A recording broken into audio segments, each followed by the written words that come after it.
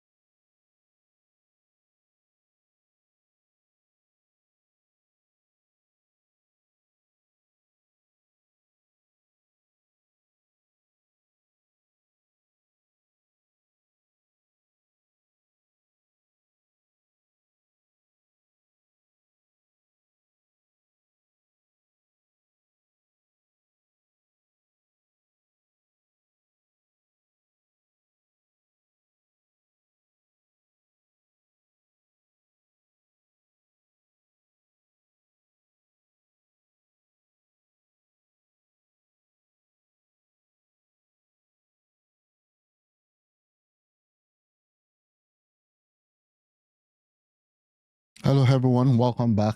It's a good night tonight, and I would say a good show I have here for you guys as we start getting into the weekend. A lot happened this week, and we're just gonna start with what just happened today, which is the APC CAUCUS meeting, where you see all of those individuals, okay, that I believe are part of the problems. 99% of them who attended the meeting today was part of the problem that we face, or are still part of the problem that we face in Nigeria. And I'm not mincing any word about that.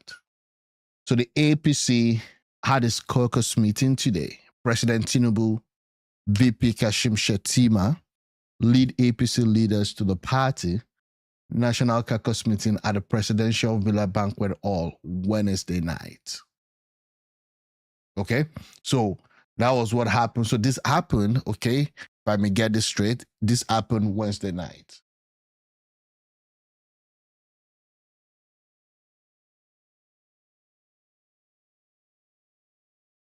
This all happened Wednesday night.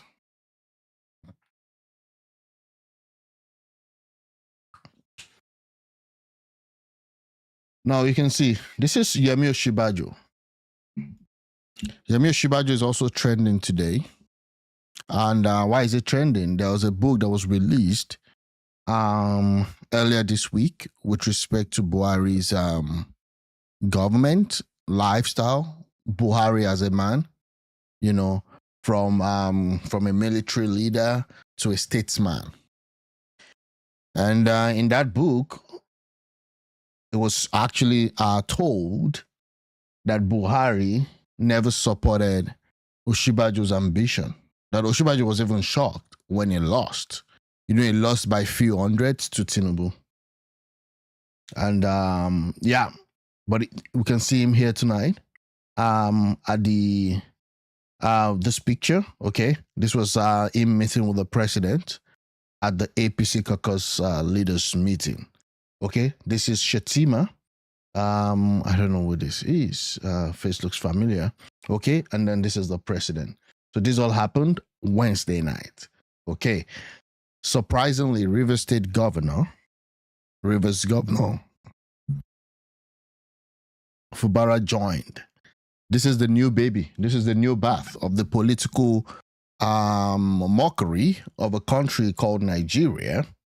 Okay, that we are now faced with every day. You go for election in one party, and then mid-year or mid-tenure, you move to another party.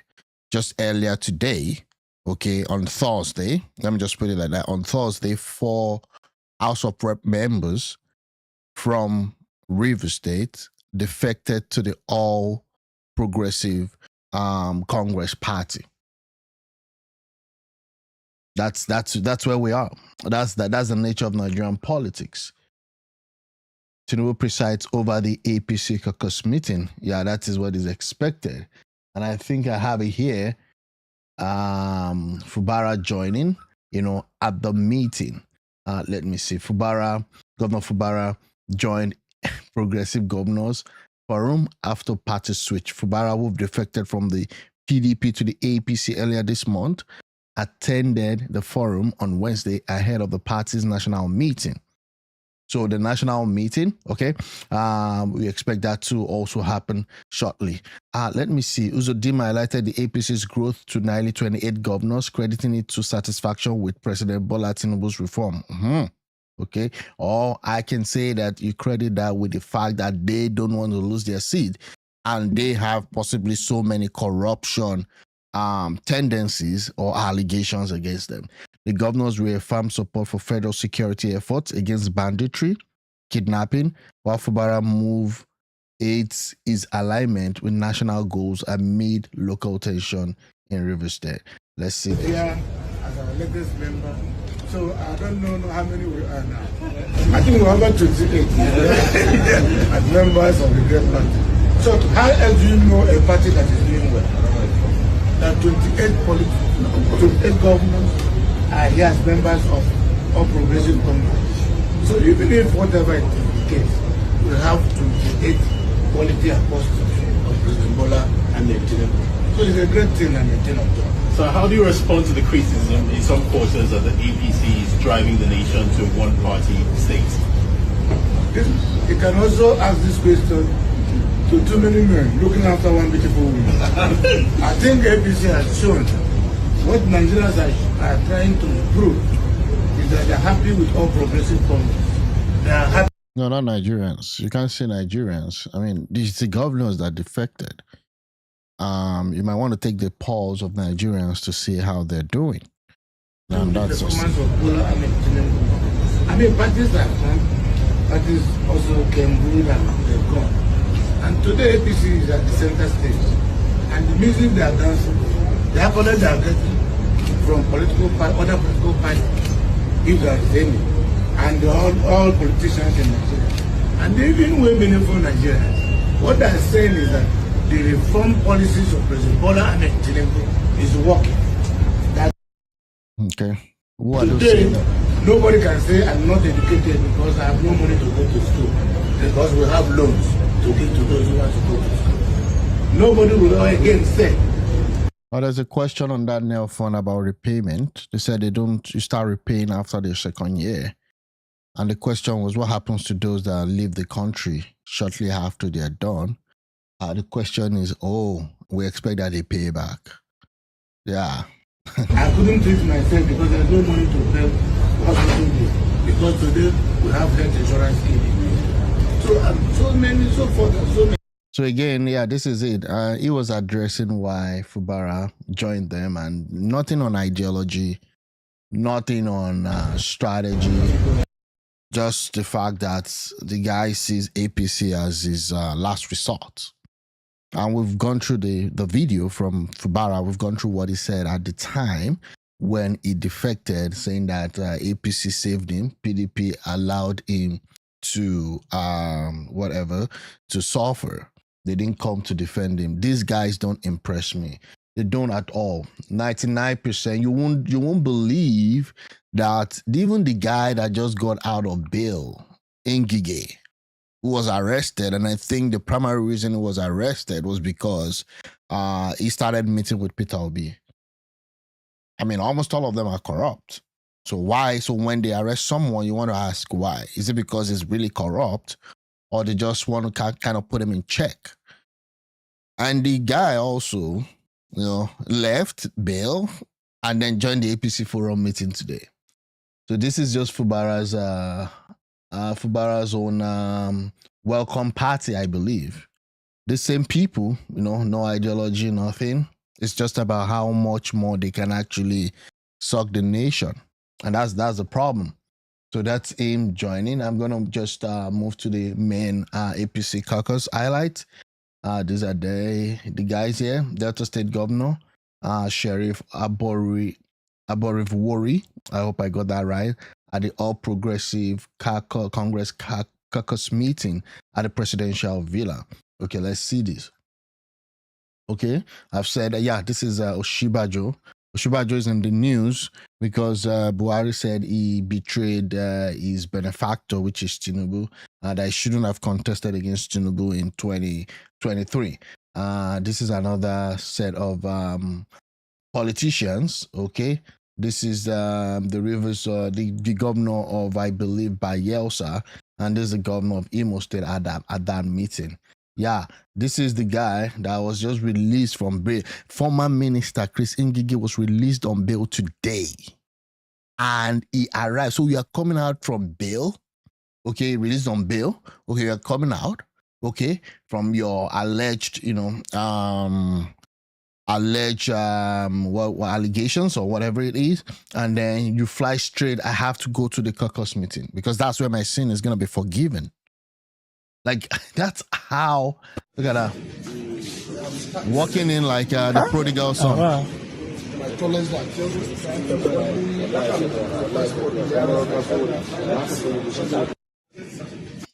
Why was he on bail? Or why was he arrested?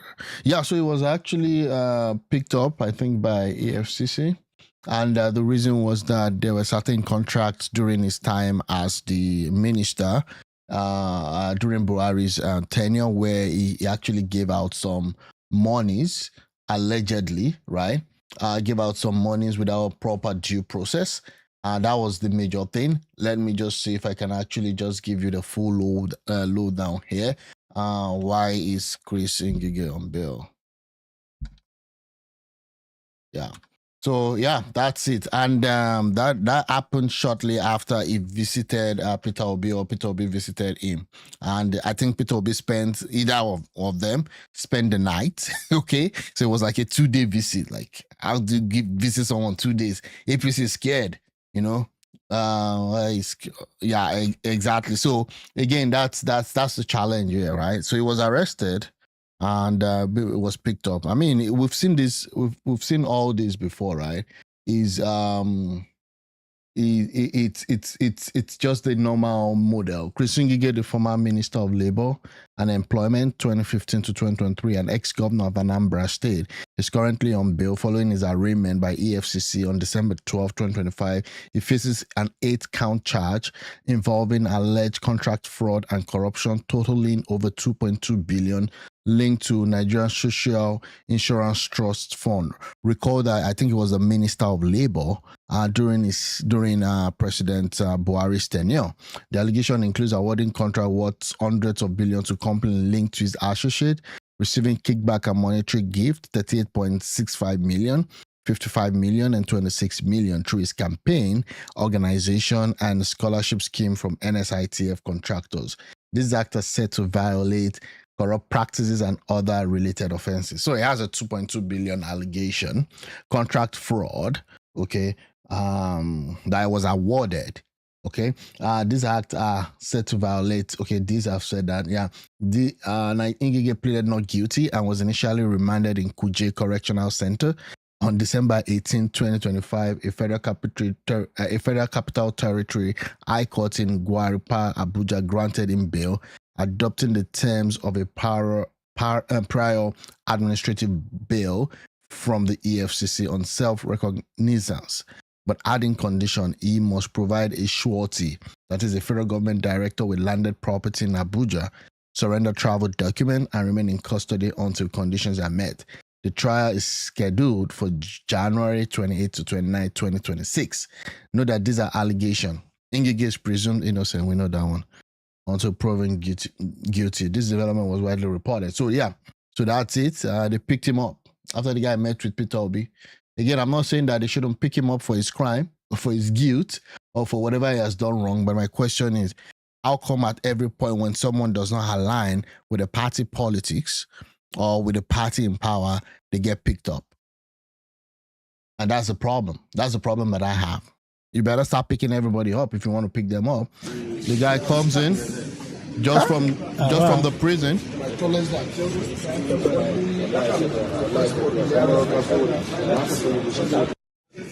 So that's him there. He also was part of the CAUCUS meeting today.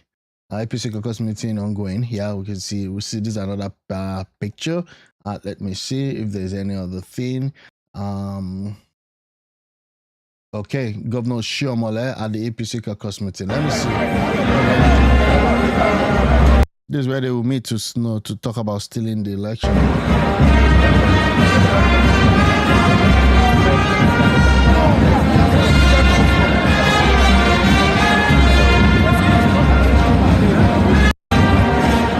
Okay, so that's that. Nothing to see here, nothing to see there. Ngige was the one that trended anyways. Okay, this is the head of the CAUCUS. The local government autonomy is and must be effective. There's no autonomy without direct giving them their money, which is required by the Supreme Court. Okay, so let's hear what the head of the CAUCUS has to say.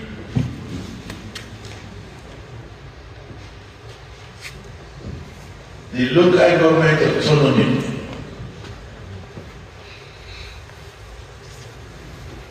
it is and must be effective.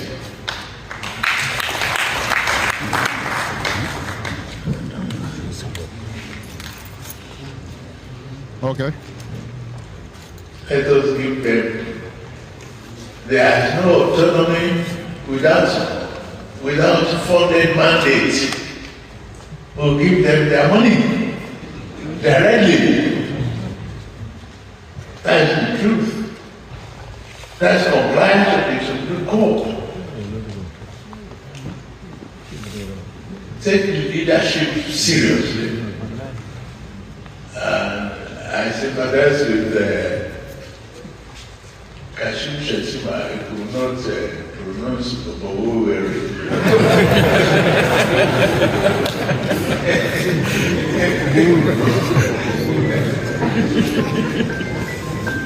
Sheriff, don't worry. I'm for you.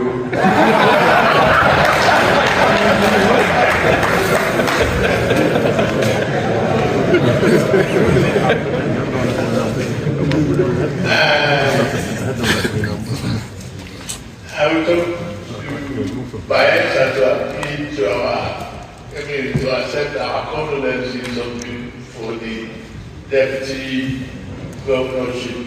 May so rest in peace. Amen. And let's continue to pray for our country and work together. We need more women in this country. I think we should make provisions for that.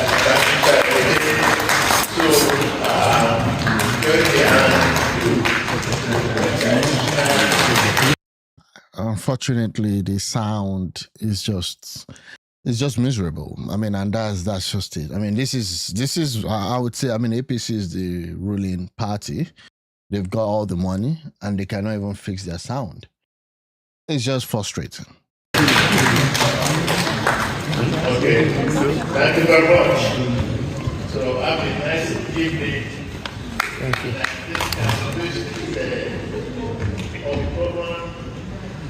National Assembly tomorrow. Right? Yes. Okay. The presentation of the audience. Okay, thank you very much.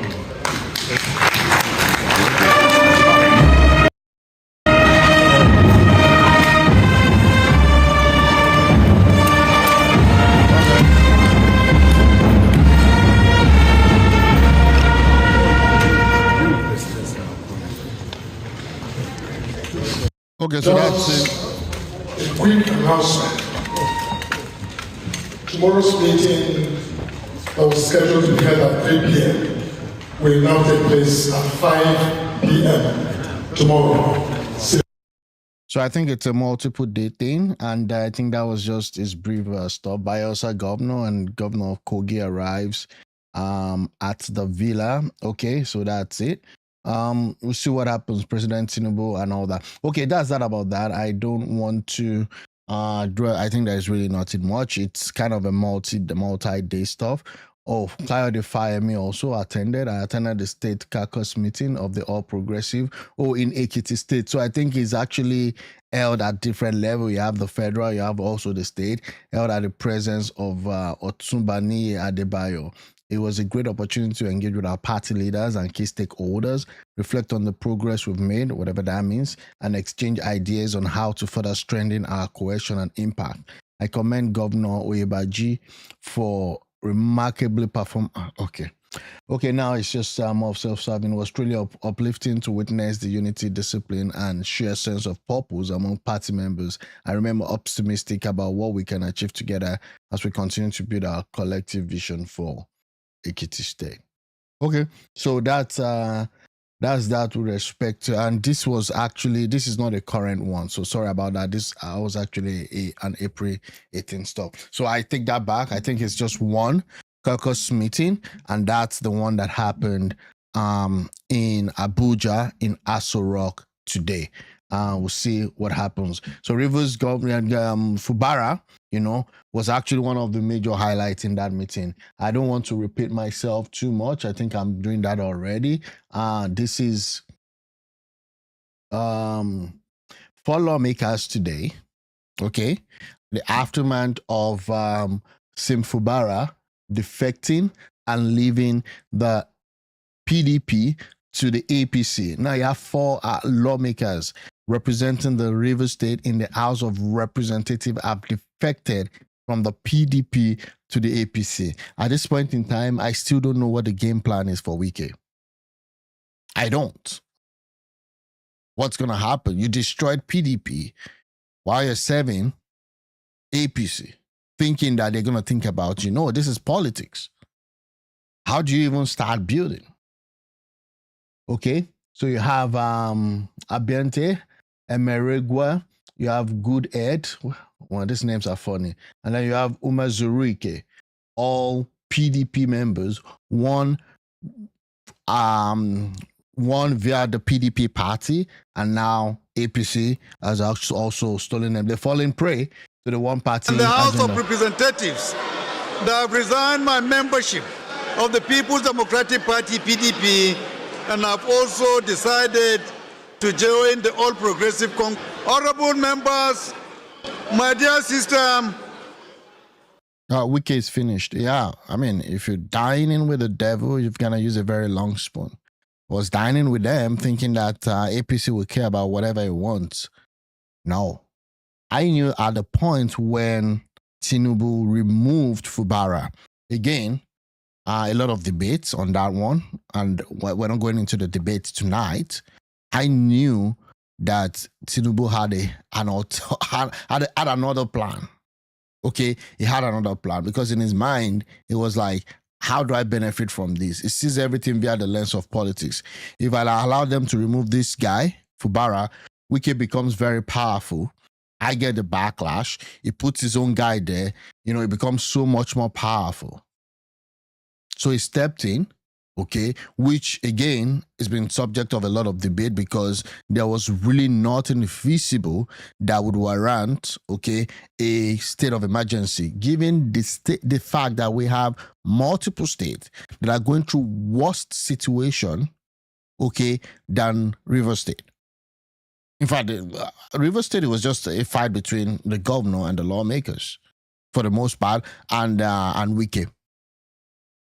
So, but Tinubu being a politician, he thinks in politics. He was not going to act, at all until when Trump started tweeting. He didn't go to Benue State when he had the 200 massacre until the outcry was becoming so much. So apparently, he made a deal. Okay, he made a deal, I believe, with Fubara. And Fubara too, who is bent on also destroying Wike. So that this is his last hope. Okay. All right, Kolawole. So this is it again. 4 House of Rep members now defected to the APC. And I believe maybe those in Senate too might actually follow suit. Honorable Abiente, Honorable Merigwam, Honorable Munachin, congratulations on behalf of the House leadership from the majority. And you can please come forward to shake hands. Mr. Speaker. Point of order, Honorable Judge, I will yield the floor to you in a moment. Yes. So just bear with us. Sir? I will recognize your point of order later. I'm moving the point of order. Okay, let me see if there's any. So these are the people, right? And also we've had a lot of obedience politicians who rode on the back of Peter Obi, to defect to the APC. Unfortunately, they rode on the obedience stuff. Most of them defected to APC. Some of them also chose other party, and that also tells you the dire strait that the opposition party is in Nigeria as we speak today. It's quite unfortunate.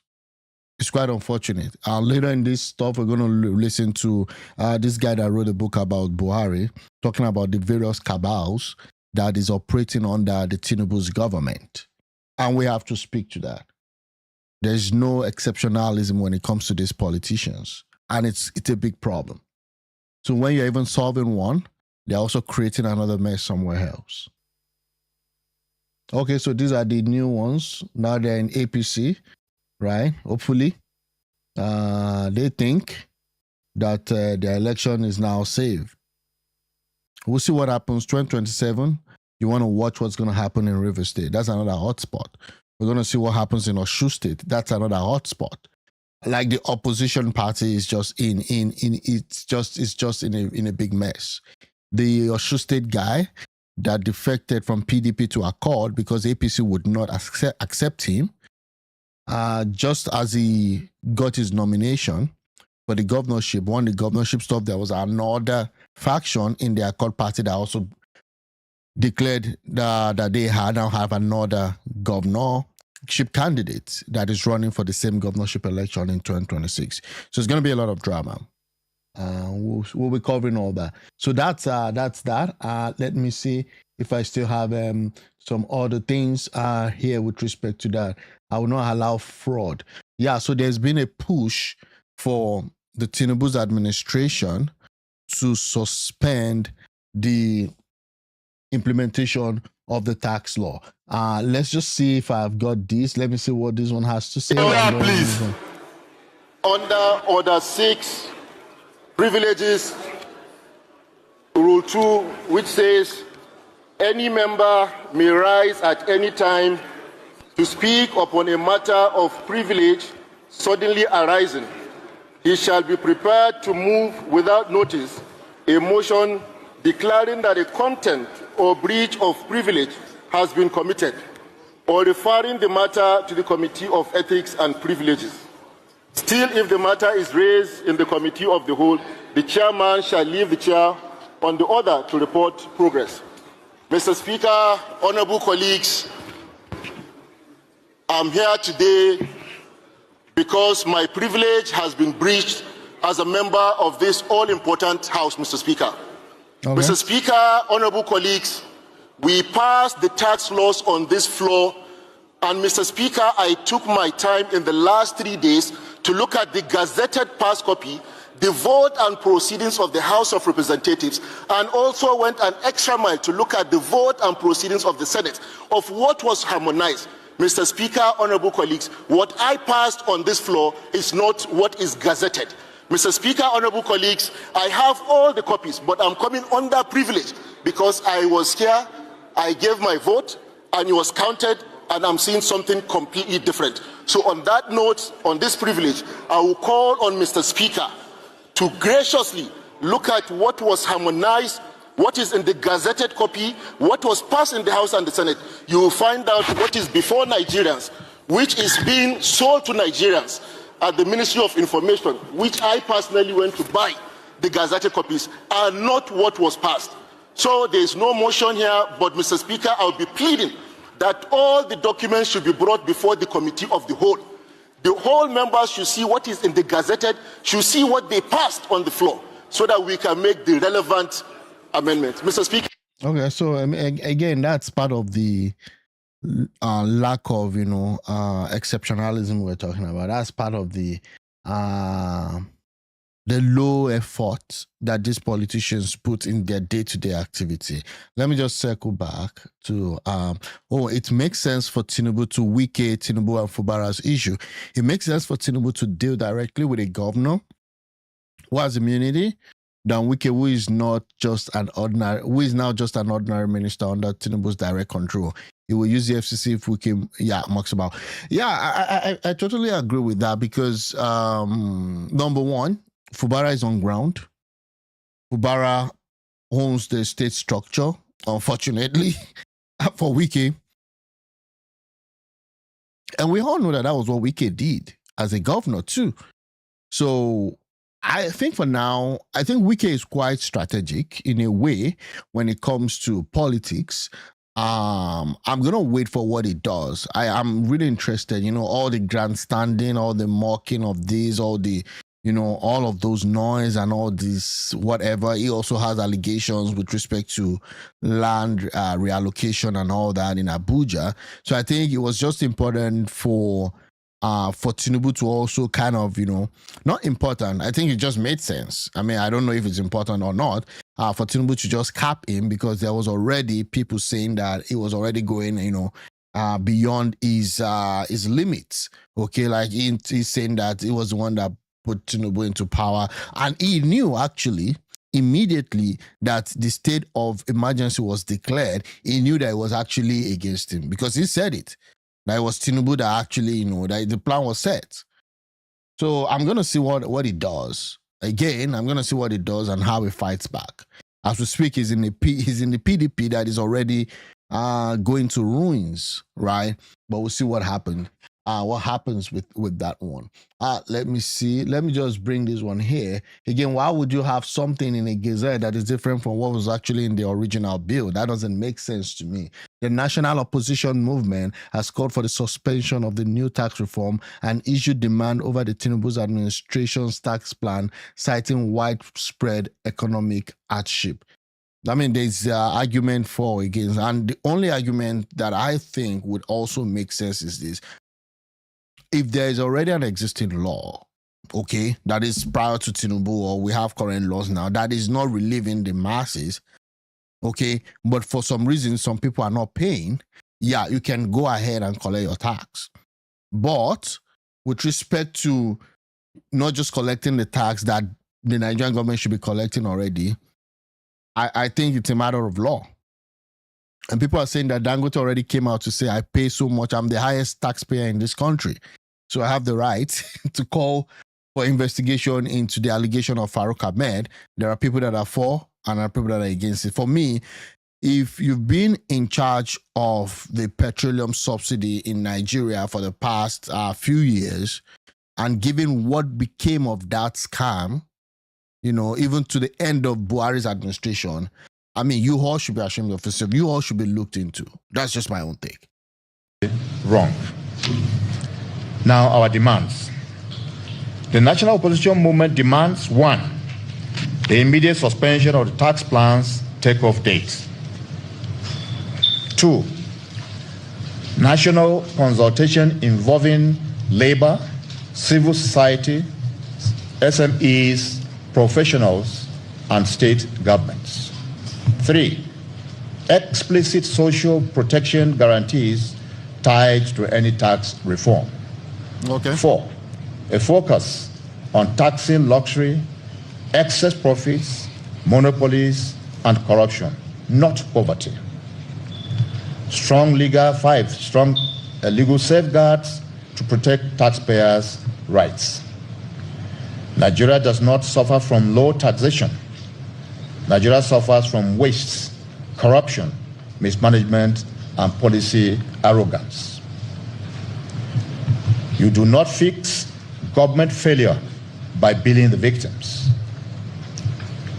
We stand with Nigerian workers, traders, professionals, and small businesses. We will resist any policy that punishes the poor to excuse leadership failures. If this tax plan is forced through without suspension and consultations, the government will be fully responsible for the social and economic consequences. This is not a threat. Okay. It's a warning grounded in reality. Nigeria is hurting, and the suffering Nigerians have limits. Yeah. Let us warn President Tinubu and his enforcers. The crisis in... Okay, so that's it. That's one angle with respect to suspending. I still don't understand. Maybe someone can explain to me why we have to sign a tax MOU with France. Amid sovereignty concerns. I still don't understand the deal that that Tinubu has made with Macron with respect to collecting tax from Nigerians. It doesn't make sense to me. The National Opposition Movement have made the following demands: immediate suspension of the tax plan takeoff date, nationwide consultation involving labor, civil society, and explicit social protection guarantees tied to any tax reform. A focus on taxing luxury, excess profit, monopolies, and corruption, not poverty. Let me see what's the let me just ask details of the major change.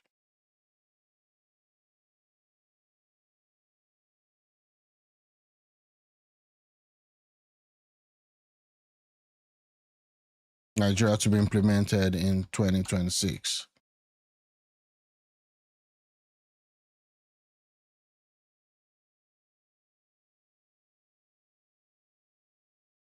Yeah, I know they also give some kind of tax relief to those earning around 800,000 per annum, which is just nothing. I mean, that's like less than $700 US dollars. Okay, but that's that. I think this is the major stuff. Tax laws altered. Again, we need to look into that. The Nigerian Constitution provides for checks and balances among the three arms of government to prevent abuse of power. Tinubu's government has made a complete ridicule of this constitutional provision. NASS passed the tax reform into law, but Tinubu's government inserted the power to arrest people for non-compliance. Wow. If this revised version is allowed to fly, the average Nigerian will be the highest victim. They will arrest you first before you can prove that you are not intentionally evading tax. And they're going to start using this thing also to go after oppositions. While those that the biggest tax evader will be in government and nothing will be done to them. We're going to see what happens.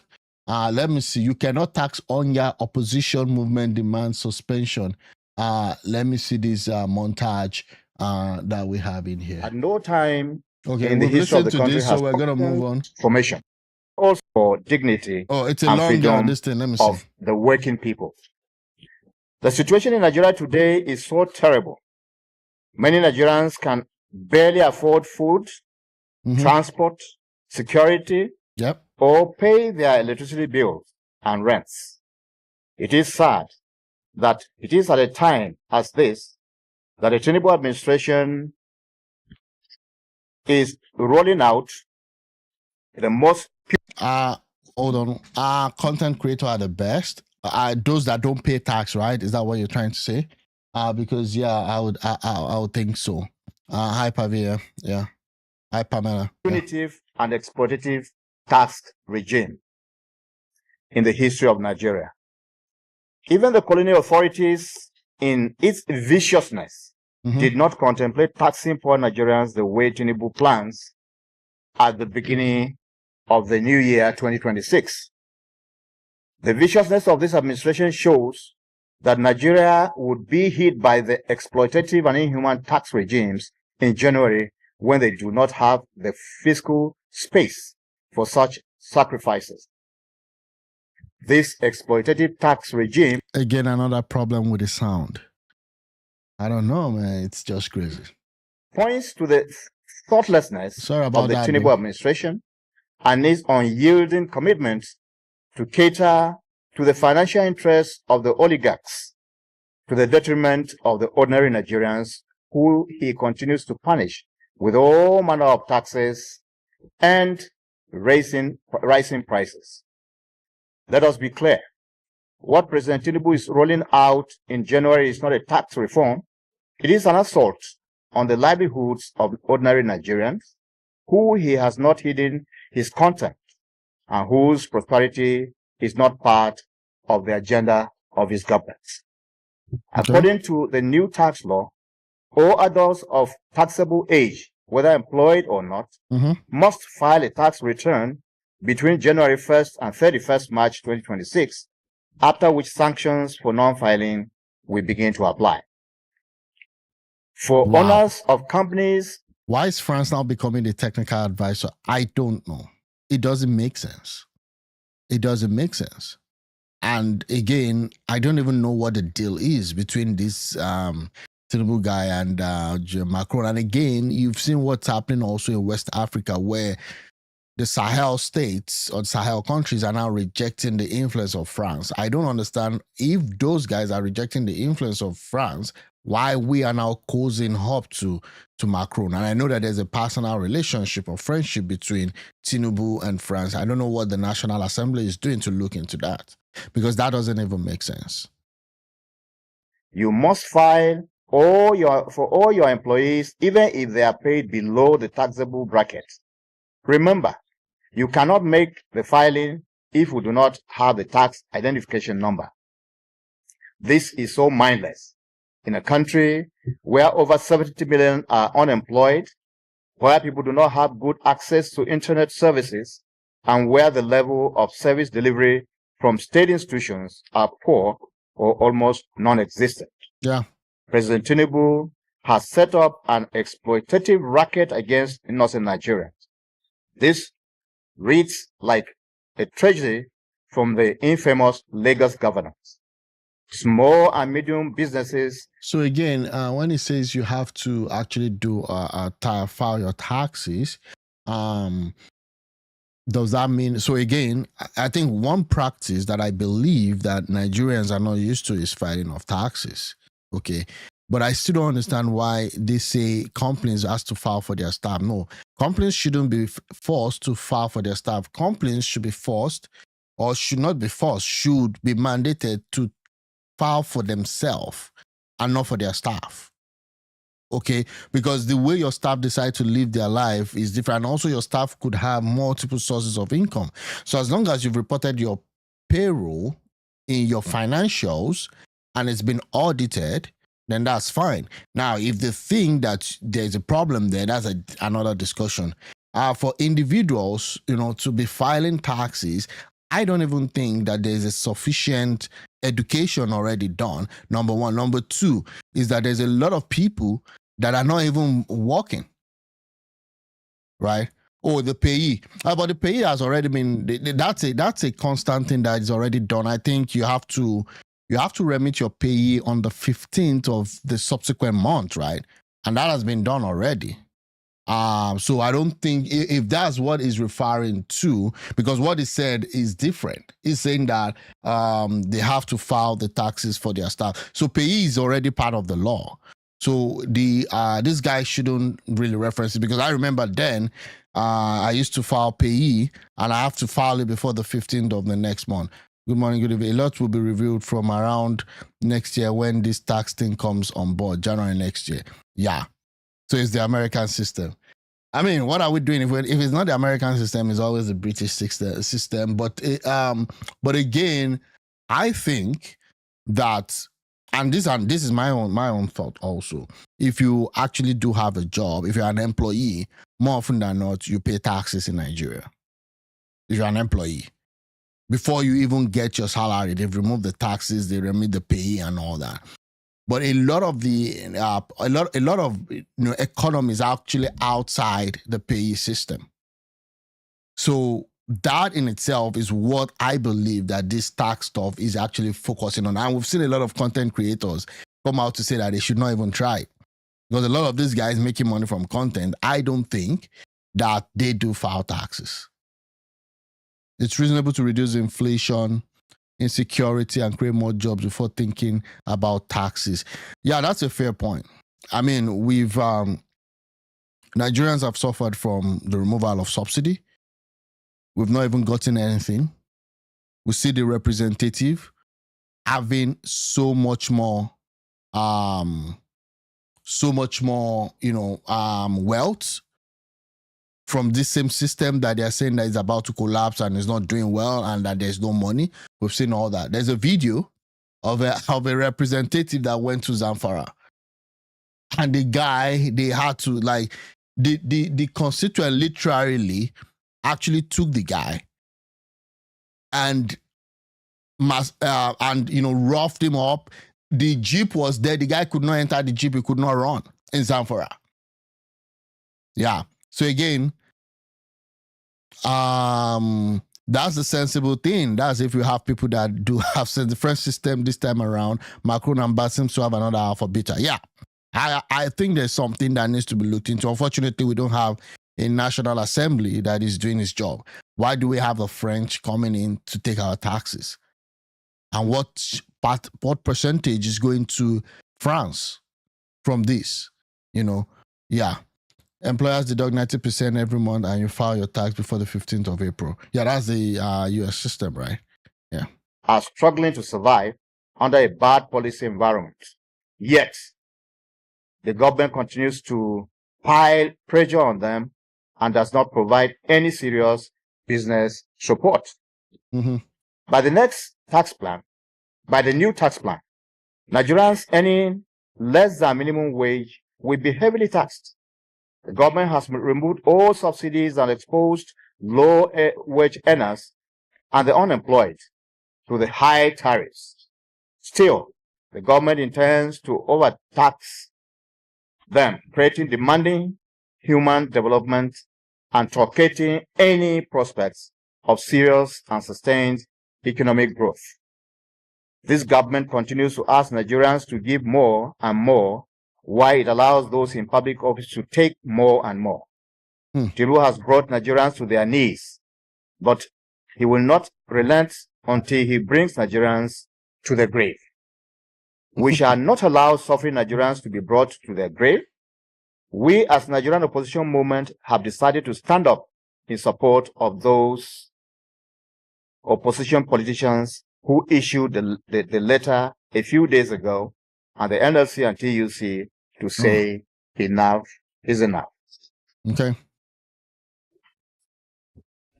This tax plan must not take off now. Its implementation must be suspended immediately. This is not a tax reform. This tax is a weapon fashioned against the economic well-being and social security of suffering and poor Nigerian citizens. This government is asking Nigerians who have already been brought down on their knees by the weight of poverty and squalor and have nothing left to give more. No, you cannot tax hunger. You cannot tax poverty. Fair enough, yeah. And you cannot tax people into prosperity. Since he came into office, President Tinubu has shown where his heart is. It is not with the Nigerian people. It is with a few oligarchs who are attached to his economic and political interests. The bad policies of the administration are intentionally so because President Tinubu is not committed to the prosperity of ordinary citizens. Yeah, I think, to be honest with you, if you want to look at it this way, that the Nigerian citizens have suffered a lot, but also you have to look at it. There are some people paying tax regardless of what is happening. Okay, the opposition party should go to court, okay, and secure injunction to stop the implementation. Yeah. I mean, it's a two-way thing. Again, this kind of a thing, I think it's better they have motions and they fight it out. Again, you could call for a temporary suspension, but the question is this: whatever the issue is, at some point, okay, I think you just still have to implement it. Tax is really not a bad idea in the real sense of the word. Our problem has always been implementation. When it comes to the collection, that will be over 100% because a lot will most likely pay taxes. Yeah, again, I think the question also is this, that people are kind of, they're not happy with this government. They're not happy with the legislators. They're not happy with their governors. They're not happy with, all of those. But that being said, while I support a former tax, this is IDB, while I support a former tax structure, there are no jobs. Too much looting, and alpha beta is a complete no-no. Exactly. So there's that part where you have people that are suffering, okay, and then the last thing on their mind, to be honest with you, is filing taxes. What do you mean? And we've also started to see that also even in the West, where people are like, you know what, okay, let them come take me to jail. Because just, there's been a lot of economic, I would say, hardship, even in the West. And that's one of the things that, they're also battling with following COVID. What happened during COVID was that there was a lot of money printed. There was a lot of stuff. I mean, we hear about the COVID scam and all that. This money is printed. Meanwhile, people were not working, so people got free money, technically, at the time, which was very important to help them survive that period, because it was a very, very severe period, severe time, in the world's history. Now, that being said, all of these monies, where they went into real estate, they went into gambling, they went into so many other stuffs, clubs, and all of those. And then you had also the issue with, fuel price going up due to the green deal and all of that. When you put all that together, it actually did set a stage for inflation. Now, meanwhile, when all of that was happening, the interest rate, okay, which should have been increased to actually kind of taper the effect of this money printing and all that, was not until very late. So that did actually make people to be able to buy things that on a normal day, they didn't have the means to support. So you have a lot of money printed, okay? You have interest rate at a very low level. So what happens is you go to the bank, you qualify for millions, in mortgages and all that. So people went with that hope that, this interest rate is going to continue lower for a long period of time. And now shortly after that, you saw the drastic increase, and then some people had to lose their house. Prices of homes started falling or making it very difficult for people to sell. So again, looking at that, there's been a lot of videos I've seen on TikTok saying, I'm not going to file tax and there's nothing. Again, if you are employed, it's easier because your employer removes that. It's called deduction at source. But I do agree that at this point in time, there should be some level, of consideration, given to people. But also there's also the issue of fairness. There are some people paying tax, no matter what. Then again, it's not the fact that you're filing doesn't mean you're going to pay. We have to also differentiate that. We have to also know that out. The fact that you're filing, okay, based on the law, I believe they said if you are below 800K, okay, if you're below 800K, you're not going to pay any tax.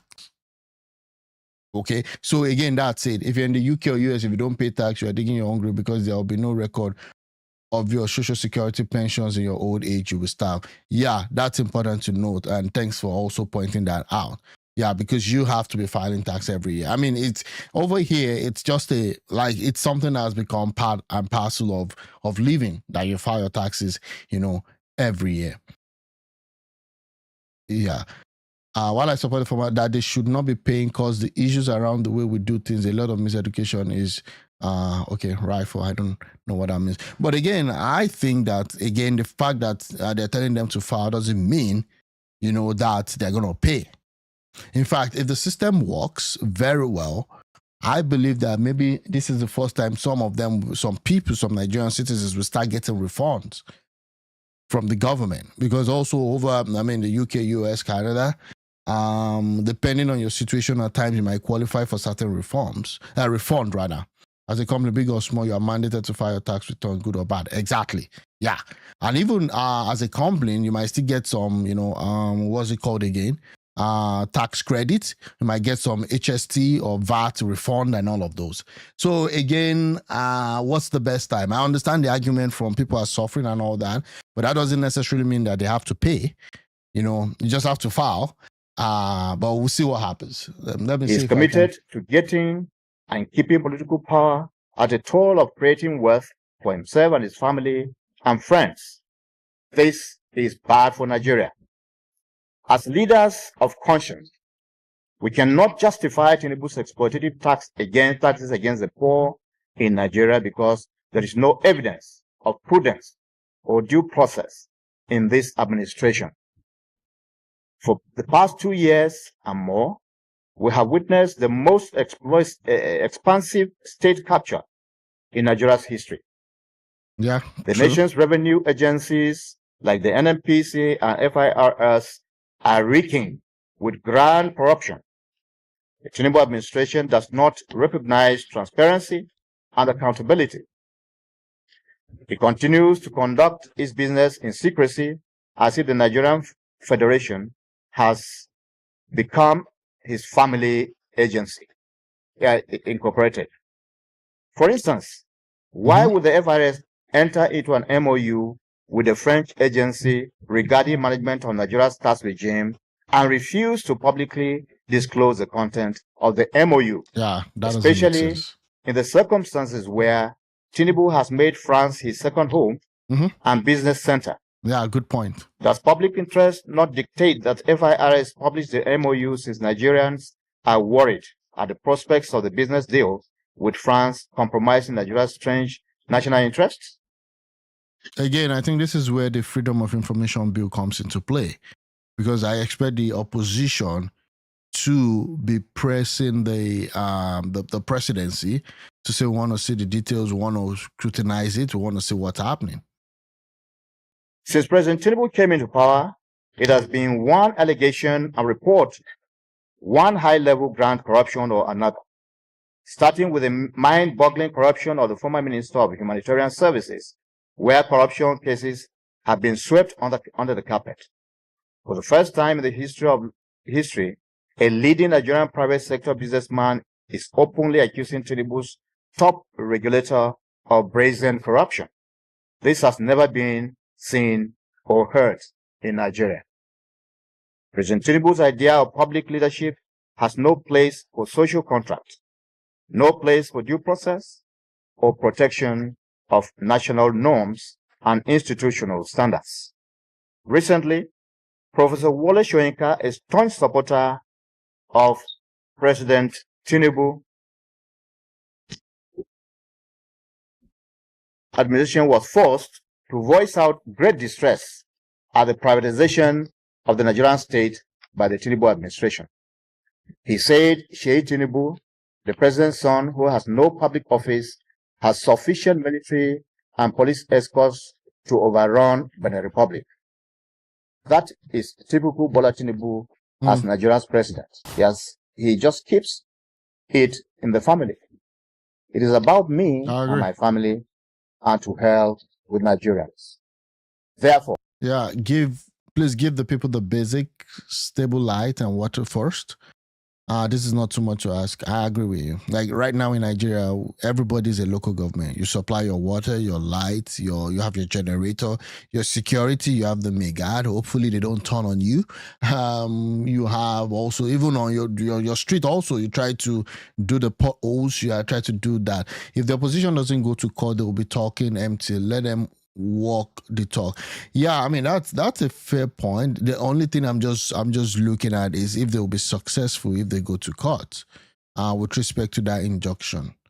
That's the, they can actually make demand high, Joseph. And again, the new tax regime will make bricks business for accountants, financial. Yeah, I've been seeing a lot of stuff. Okay, join this Zoom. What does it mean? The tax in 2026, how to protect yourself, get more details. A worrisome issue now is the issue of the tax law gazetted and sold to the Nigerians, not the one passed by NASS. That's also, I mean, we saw that. That also does not make sense. And I think that might be a good, if the opposition wants to go to court, they can actually use that as an anchor, okay, to say, you know what, this is, there's already a miseducation here, there's a misdirection here, there's a fraud here, because you cannot actually give a different stuff, what is in the Gazette to what was passed. And that might actually, now that you're talking about them going to court to actually have an injunction, that might be a way, you know, to actually get them to go back and actually review it and possibly pass more reliefs. Because I believe that the opposition, for them to be able to, you have to also be able to appeal to people like, we need more relief. I'm not in support of excessive tax. Okay, I'm not in support of excessive tax. But at the same time, you can actually fight for more relief. But my question also is this, that I know the way the National Assembly works is majority, right? And winner takes all. But again, I'm just wondering that at this point in time, they should, apart from just talking about, you know, this is what will happen, this is what will not happen and all that, they should be able to come out with a position, you know, and say, this is what we should do. Again, and they should have that well listed.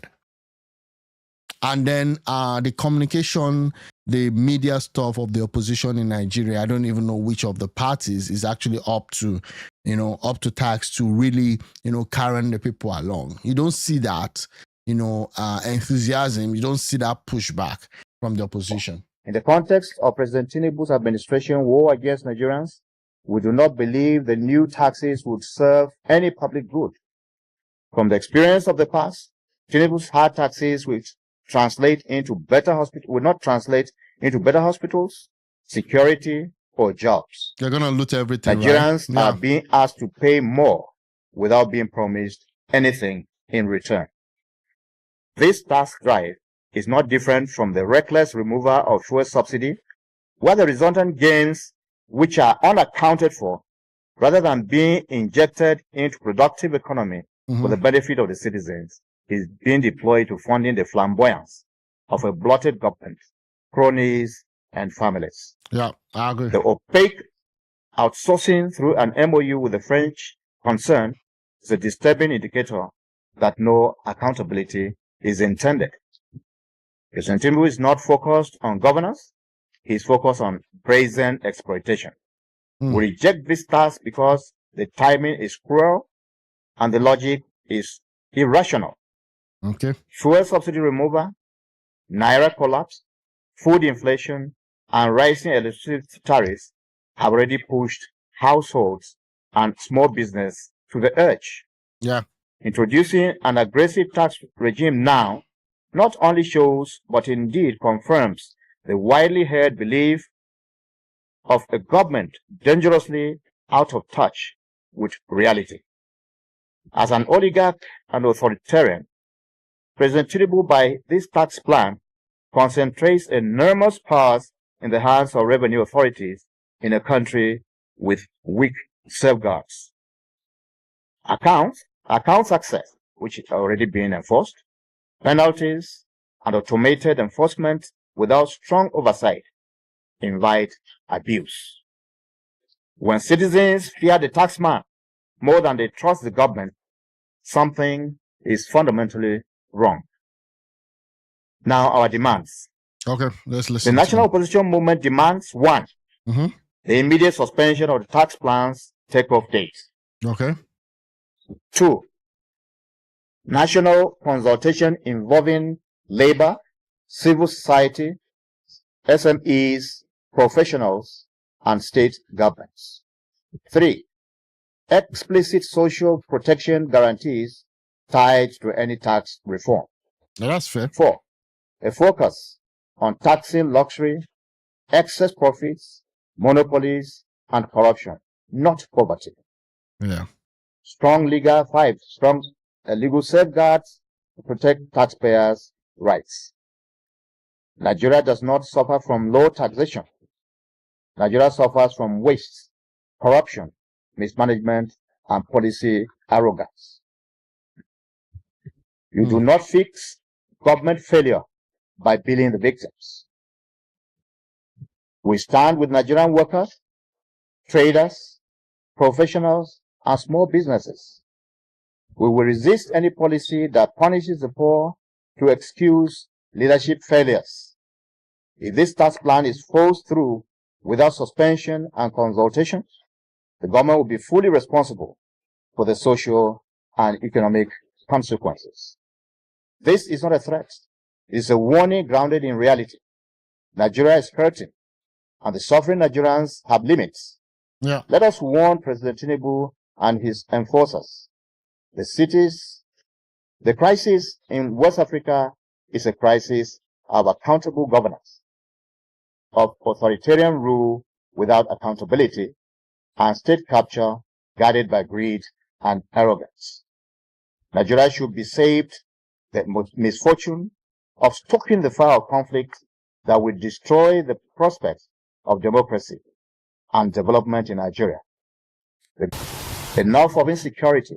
Okay. Enough of the burden of his tax masters. Yep. Enough of assault against opposition leaders. As we close the year, we declare a commitment to close President Tinubu's gross incompetence and assault on the integrity and stability of the Nigerian state. Again, I think at some point, the government thinks that if you tax people more, it makes them more efficient. I don't think so. I don't think so. The Nigerian government has not even been able to account to the people how, number one, the collective revenue that should be going to the individuals, okay, have been spent. The money from oil. There is no accountability at various levels, state government level, local government level, even at the federal level of all these monies. Because these guys in authority, they believe that, you know what, nobody can hold them accountable. And that's the problem. On a normal day, the government should actually be begging individuals every day and telling them that we know that we've not spent your money well. PDP governors, a lot of allegations.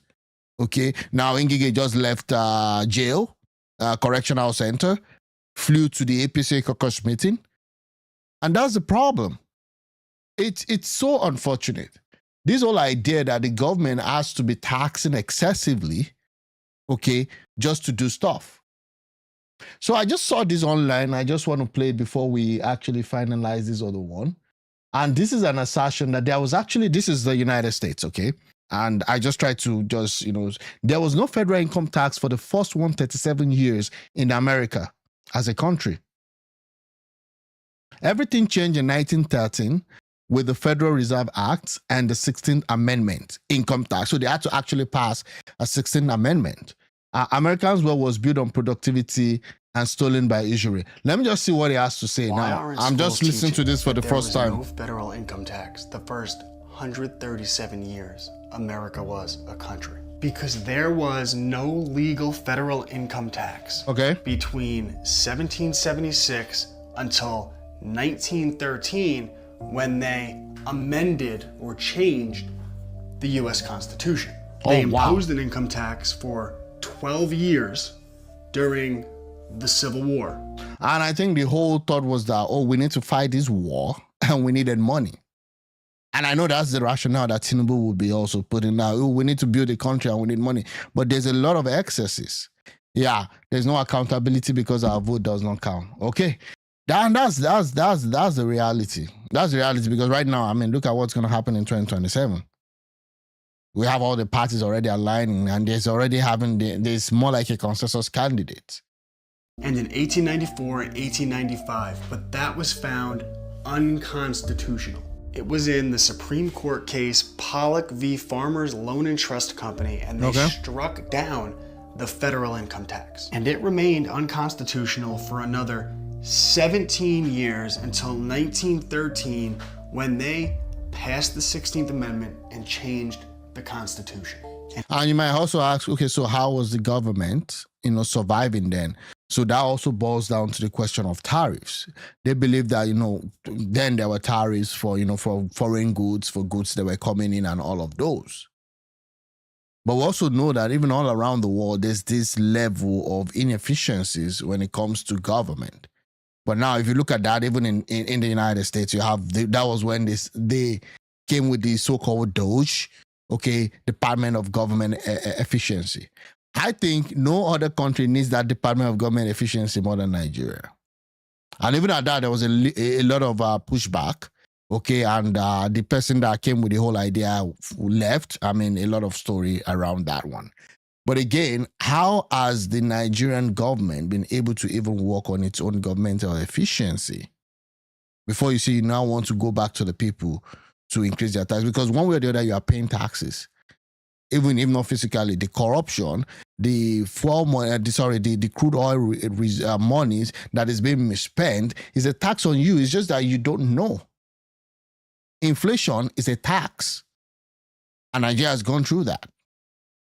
And it has been a little over 120 years since they did that, which means there was no legal federal income tax for the majority of American history. People think that. And again, if you even want to talk about it, what actually led to what helped or what led to the fight, of independence and liberation for the United States? It was just because then, they had this monarchical system and all that, and there was a call for them to implement, I think it was a tea tax.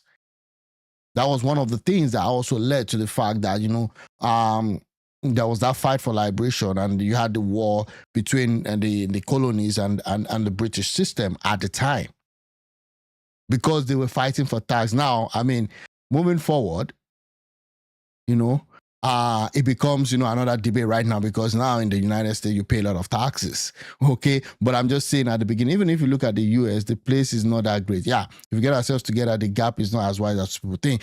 Exactly. And I do agree with you on that one. It's just that if Nigeria can get its act together, there's a lot that we can do. There's a lot. But right now we're grappling with insecurity. You can't even guarantee people's life. You want their money.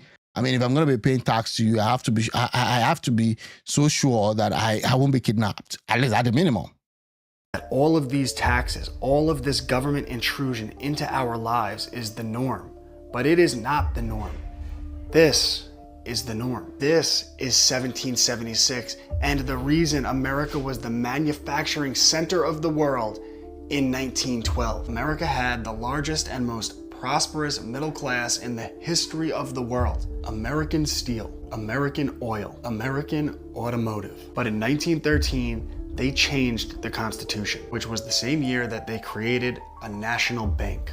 So right at the same time as they gave the government the ability to reach into our pockets and take our money, they also gave a small group of powerful bankers a monopoly over the printing of the dollar. And the printing of the dollar has been the thing that the US has used to actually still, rule the world. That's why when there is any attempt to create a unified currency or a unified bloc in the world, the United States always spring into action, because the advantage the US have against every other country is because of that world reserve currency, which is called the green, right?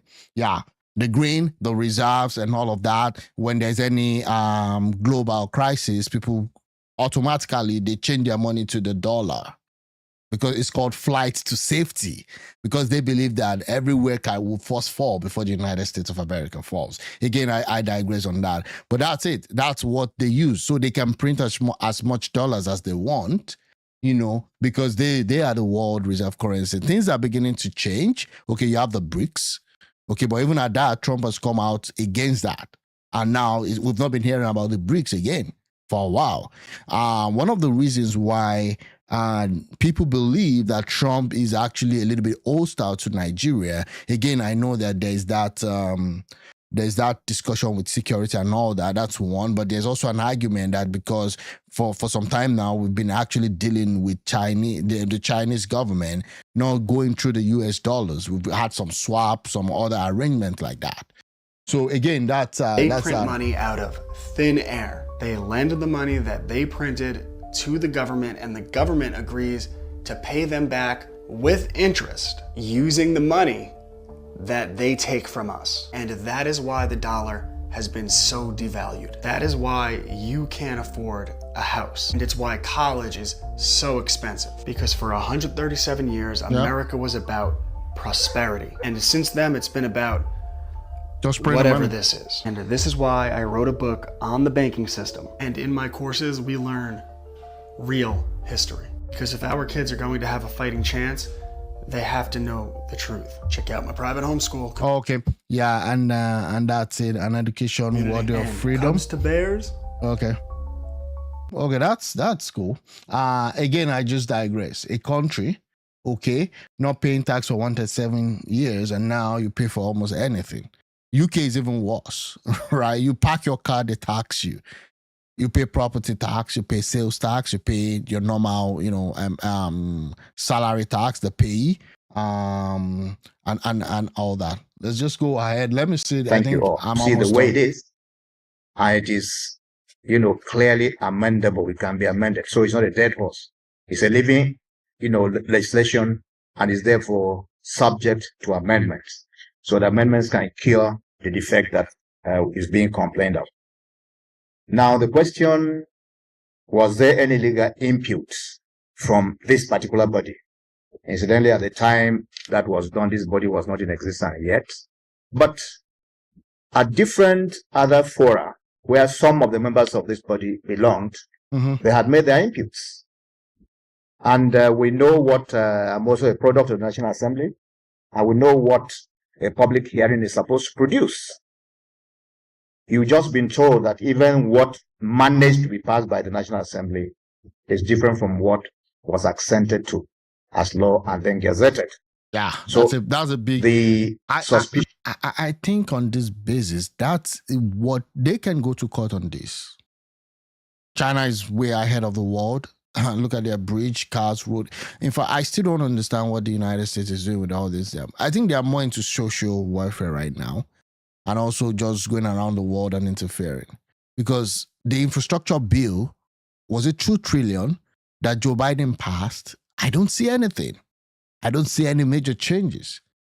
I don't see any major infrastructure. I don't see anywhere where people come to and say, this is it.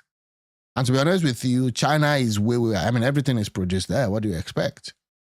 It's just, and that's just a reality. Yeah, I agree with you. Of fraud just runs across the entire process. So I do not think that the opinions of Nigerians were taken.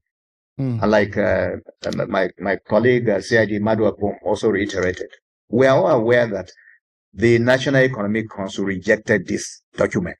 Whatever was done behind to get some who say no to say yes, we don't know. But because maybe some of them are not part of those who are now suffering the consequences of this legislation, they could say, well, you can go ahead if it's going to help us to win 2027 election. That's not what the poor people are saying. They are saying, let us breathe, because right now we cannot breathe. Thank you. My name is Honorable Chile Ibawa, former member of the National Assembly, former Chief Executive Public Complaints Commission of Nigeria. Thank you. I'm a member of the ADC.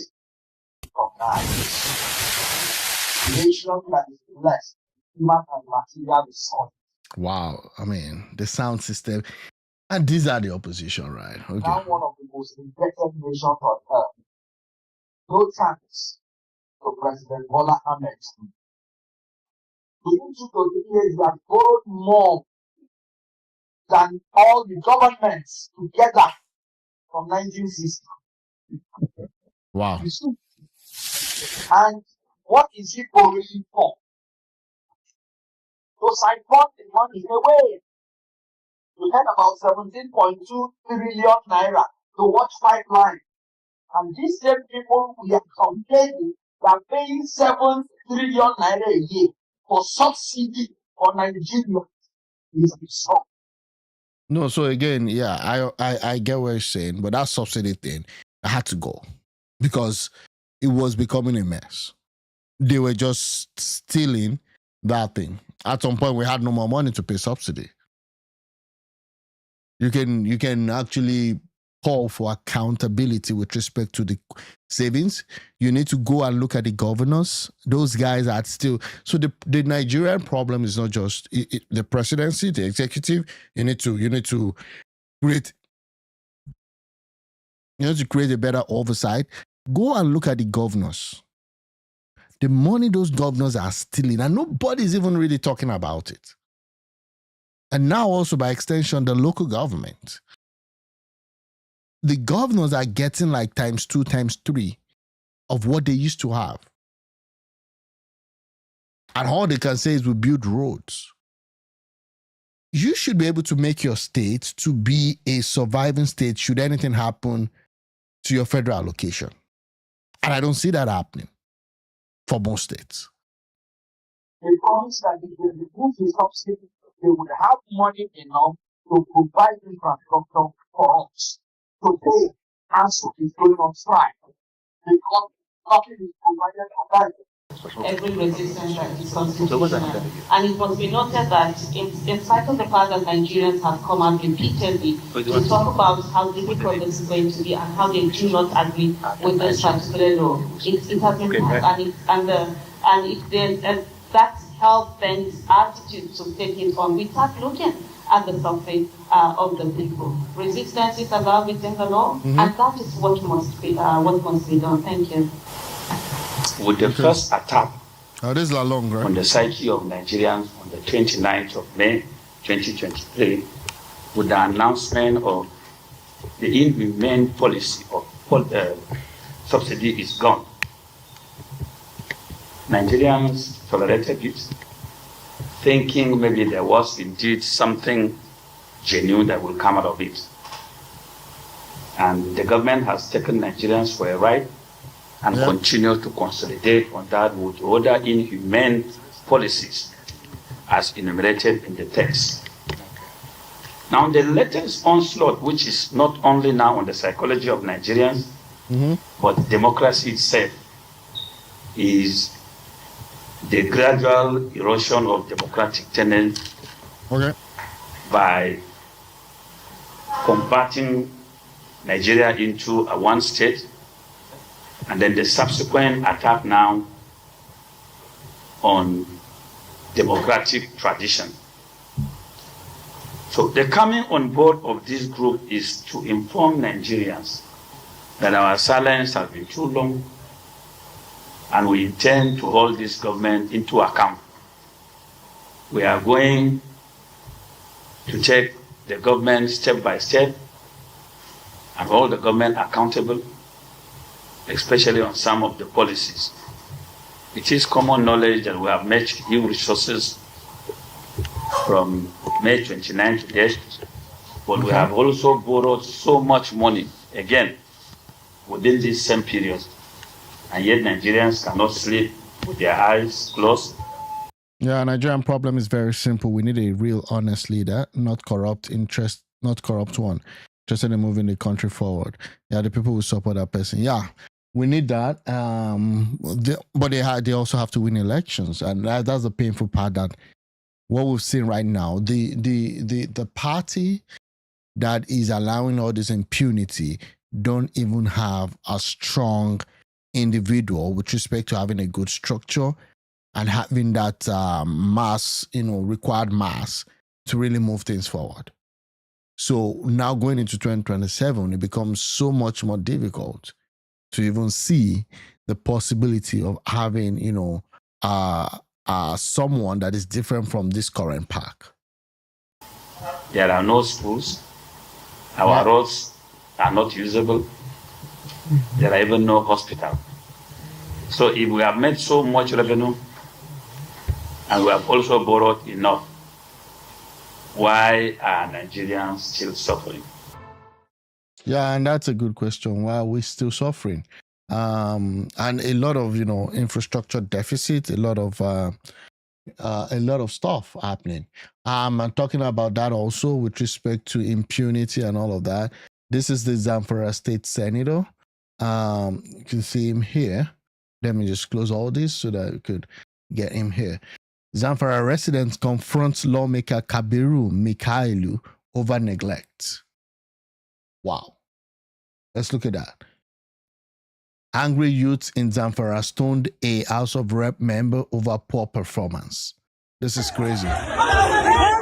Okay, viewers' discretion, please. This is a warning. Let's just see.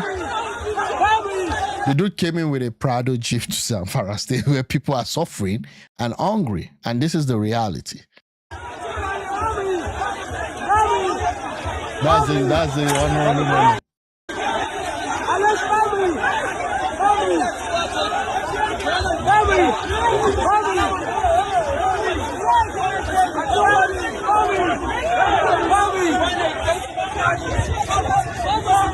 Wow.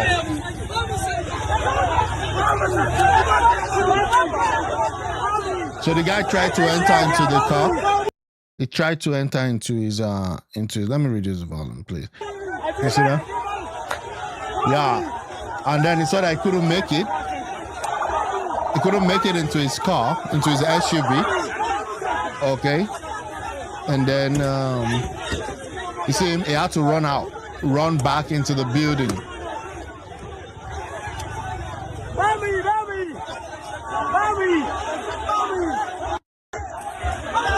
Yeah, so that's what happened. And they're asking him what is happening, right? On Tuesday, Kabiru Mikaila, the PDP member representing Maru South in Zamfara House of Assembly, who is an House of Assembly member, faced an angry crowd accusing him of ignoring the area since his 2023 elections. I guess they saw the guy always coming in during the elections. After the election, he left. They cited his absence during Salah celebration. Okay. During Salah celebration. Like, I thought if you wanted to talk about something, you're gonna talk about something really cool. I mean, I get the bandit attacks. Okay, that's kind of, yeah, that's something. Along with no development project or support program, despite their pleas, the confrontation occurred as Governor Dauda Lawal launched road reconstruction hospital. Oh, so it was actually during that. Wow. Governor Dauda Lawal launched road reconstruction, hospital rehabilitation, and solar power initiatives. The residents stressed the need for ongoing leader engagement to restore. And this was not stressing the need. They were studying him. What are you talking about?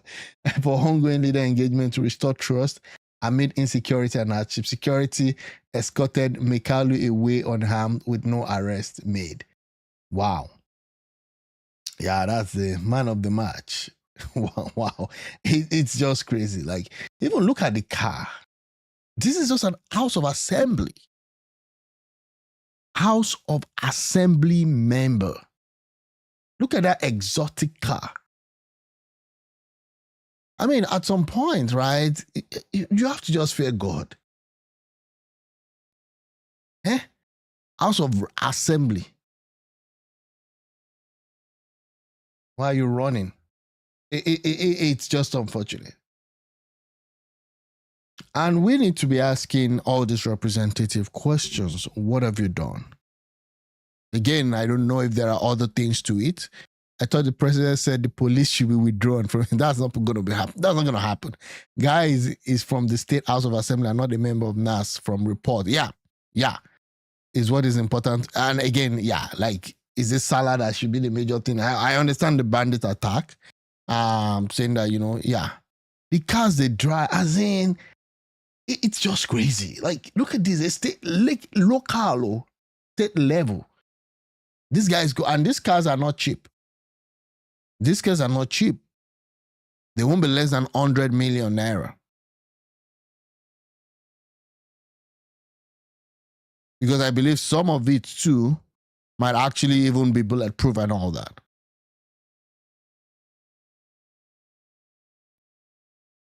That's quite unfortunate. And this was the governor yesterday. I wonder which party the governor belongs to. Yesterday, the governor Dauda Lawal paid a historic visit to Dan Sadao in Maru, LGA, where it was warmly received by a mammoth crowd across several communities. This visit, now that they are saying that they should withdraw security, police and all that from all these guys. I just want to see what would happen. With this attack now, they will say, you see what you're doing? You're subjecting us to, because even the opposition came out to say that, okay, that this thing is targeted at them. I'm like, what do you mean? How is it targeted at you? Say, yeah, you want to risk the life of Atiku. That was Dele Momodu saying that, actually. Yeah, so this was the governor. Again, I still don't understand all these, the guy is in a Jeep and then the poor people are hailing him and all that. That's just the reality. So that's that about what happened in Zamfara State today. Was it today or yesterday? Oh, that was. Talking about Buhari. Okay, there's a question of who are the cabals, right? Who are the cabals that was actually in charge of that government? Now, the guy that wrote about Buhari is now also coming to claim that there's a lot of cabal even in the Tinubu's administration. I think the cabal stuff really came into play in Nigerian vocabulary when Yaradua was sick.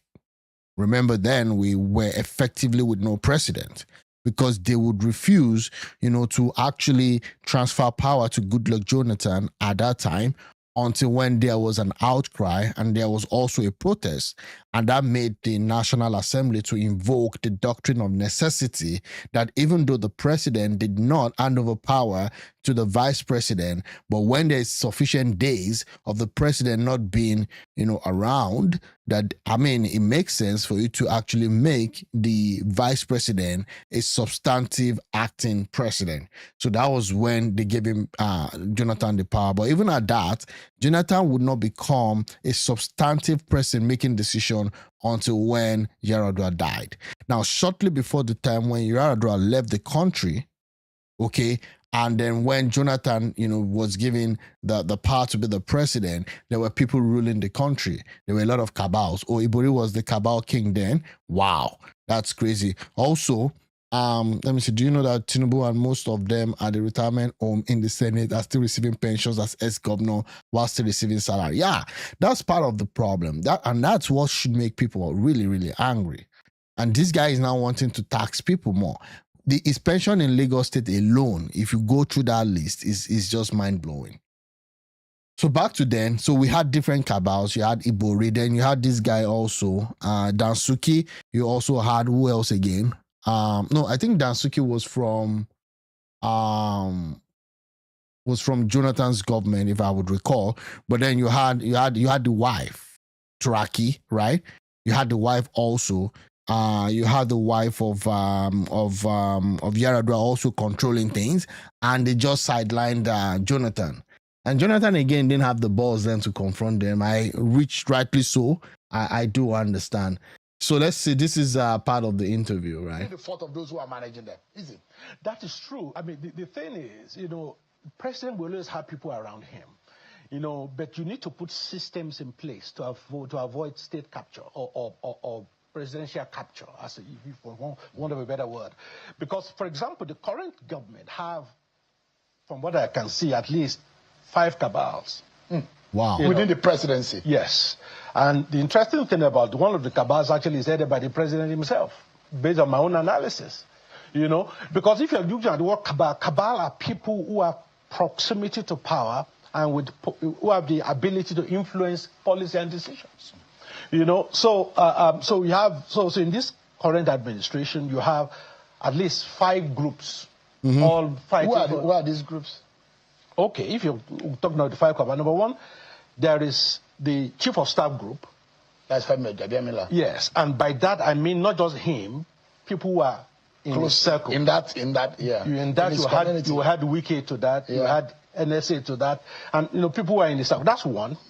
Number two, you have the talking about Kabals, Ibori planted David Edebe, Yarada chief of staff in the villa David was giving him. Oh, okay, I didn't even know that. I just knew then that we didn't even know what was happening. You remember the time when they whisked him in overnight, just for them to just tell Nigerians that he's still in charge. Sheikh Tinubu's, pathway. That's another. The boy is that powerful. Oh yes. Yeah, Sheikh Tinubu is not powerful. Remember, Sheikh Tinubu held this meeting with the Southeast business entrepreneurs and all that. The guy goes on with convoy. The guy is entering different places, the north and all that. We're all together in London before they went back home. Oh wow, that's interesting. He helped to put in government. So that forms another group.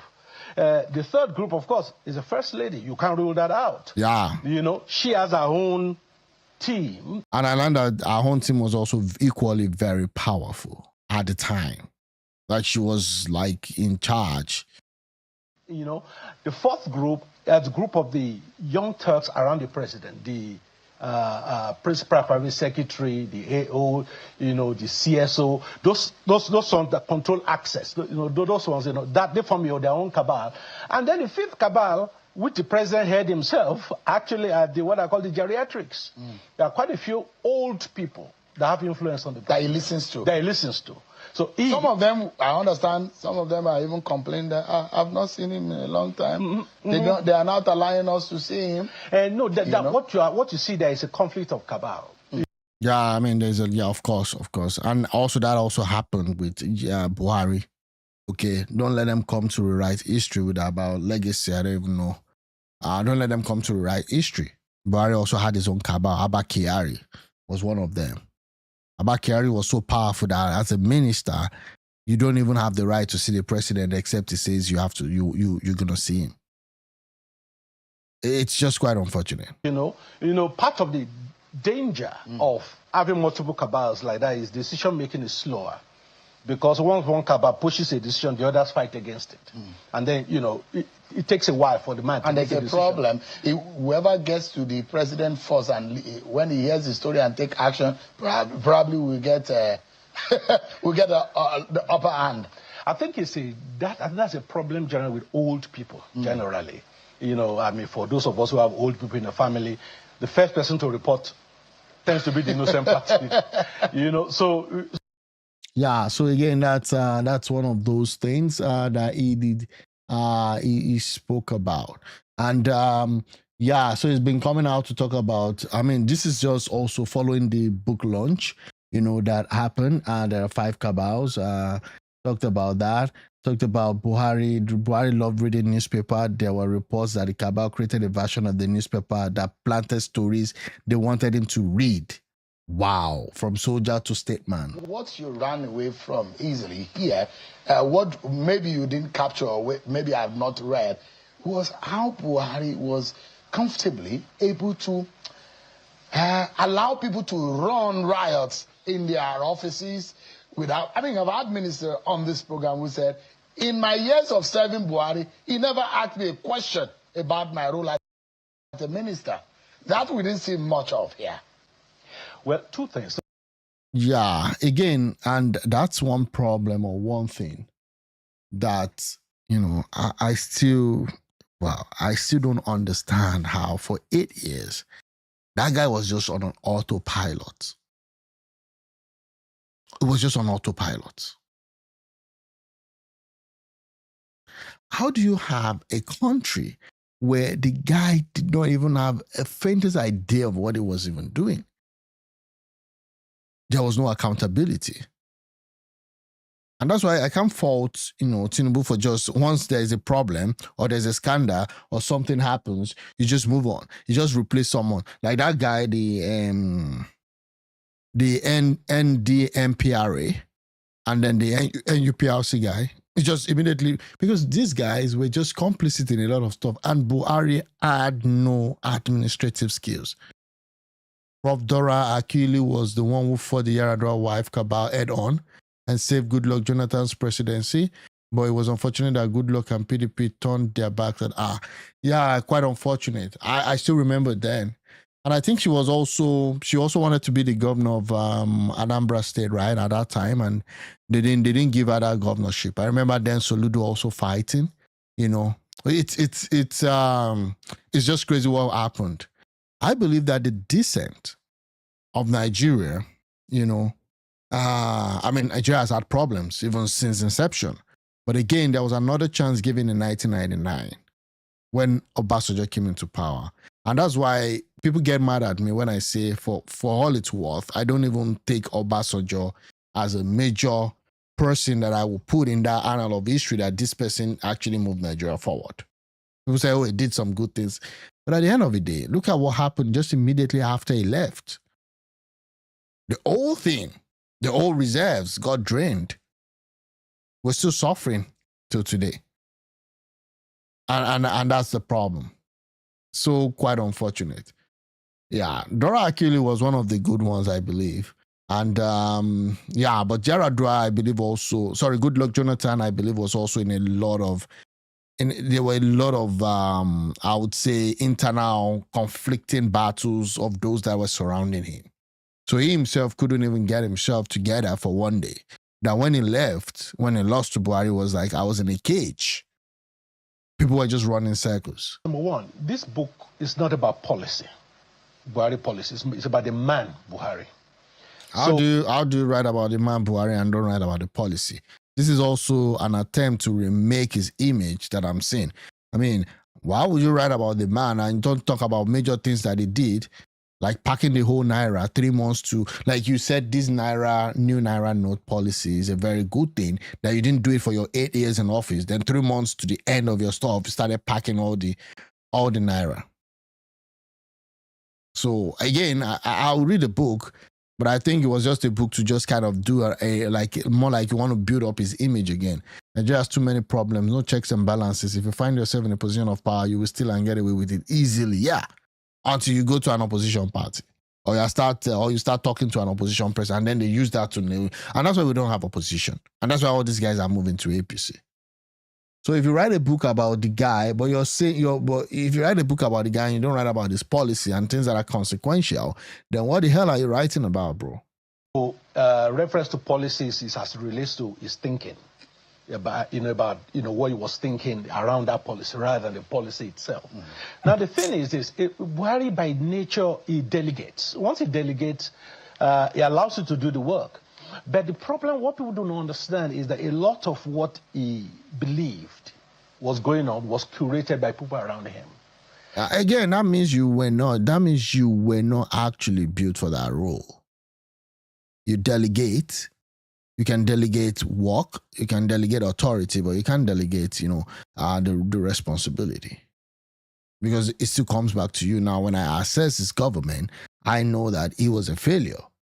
And for 8 years, you didn't remove anybody except few people, Kemi Adeosun, on flimsy excuses of NYSC and all of those, which we know that she didn't even study in Nigeria, I believe. I mean, for example, there are things I actually did not include in the book that I felt were probably too hot to put in the book. Like what? The subject matter. This guy, I don't know, this book thing that I wrote, I'm not sure. I mean, we're gonna read it, but again, I don't know. Like, you're right, you have an opportunity to tell Nigeria what really happened, okay? You should have gone in. This is what will make the book sell too. But I guess it was plain nice. Having to state the details if they are difficult to say. For example, one of the things about Buhari is that he loved reading newspapers. Everybody knows that, right from, the early days. He was a newspaper man. And there were reports that the cabal went to the extent of curating his own newspaper for him. A version of the newspaper. Yes, that would plant stories they want him to read. And and perhaps, wow. There are those who even say that this happened to not only President Buhari, that in fact it may be happening to the present president, that he may not be seeing the actual news and he may not be reading the actual newspaper, and that And that's why you have X, you have Twitter. But unfortunately, they don't even go on Twitter. I mean, Buhari banned Twitter. So what are we even talking about? The guy banned Twitter at the time. So again, that's just it. In that form and shape and height, get to the point of being fed with whatever those who are around him and managing them wanted. That is true. The challenge, of course, with someone like Buhari is there's one overarching cabal. But in the current government, there are multiple cabals. Now, when you see people thinking about their belly up policy or anything to better Nigeria, again, yeah, and that's one thing. Okay, because we also had people write about, Trump and all that. And these people, they just write stuff, right? They just, like, at the end of the day, even you that you've appointed them to write about your life, your biography, you even end up hating them because they just, coming out to tell you what they think. And again, they have to embellish it. Muhammad Buhari was not just clueless, but a total disaster. But Ahmed Tinubu can't alienate himself for Buhari's government because he almost single-handedly made him president with Obama's help. 100%, I agree with that Buhari was actually a disaster. I mean, it's unfortunate. It's unfortunate that people looked up to him. The expectation was high. And again, I know 2019, Tinubu had to make him again, the president because he also had his own personal ambition, and he knew that if he had brought in another person from the north, then that person would want to do the 8 years. So Bola Ahmed Tinubu was also using Buhari as his own insurance policy, and that's why you cannot take the APC's 8 years of Buhari out away from Tinubu. Our situation in 2025 is like the US in the 1700s when individuals were more powerful than the government and were actually borrowing money to the government. Wow. Yeah. It's just crazy. And that, I think, has its plus and minus in the sense. So there's a possibility that a president may not know what is happening in the country for 3 days. Oh, of course. Because everything... Of course, even Obama said that. Obama came out and started talking about, because the question they've asked Obama is that, guy, you went in there for 8 years and the blacks didn't even benefit. The blacks didn't even benefit. In fact, I would say that there was even more race dispute under Obama than before him. And then it was like, some of these problems. And it started his whole Obama, whatever stuff, right? And that's the problem with when people find themselves in power. That, it just becomes a big challenge. That you must be ready to step on toes. You must be ready to risk your life.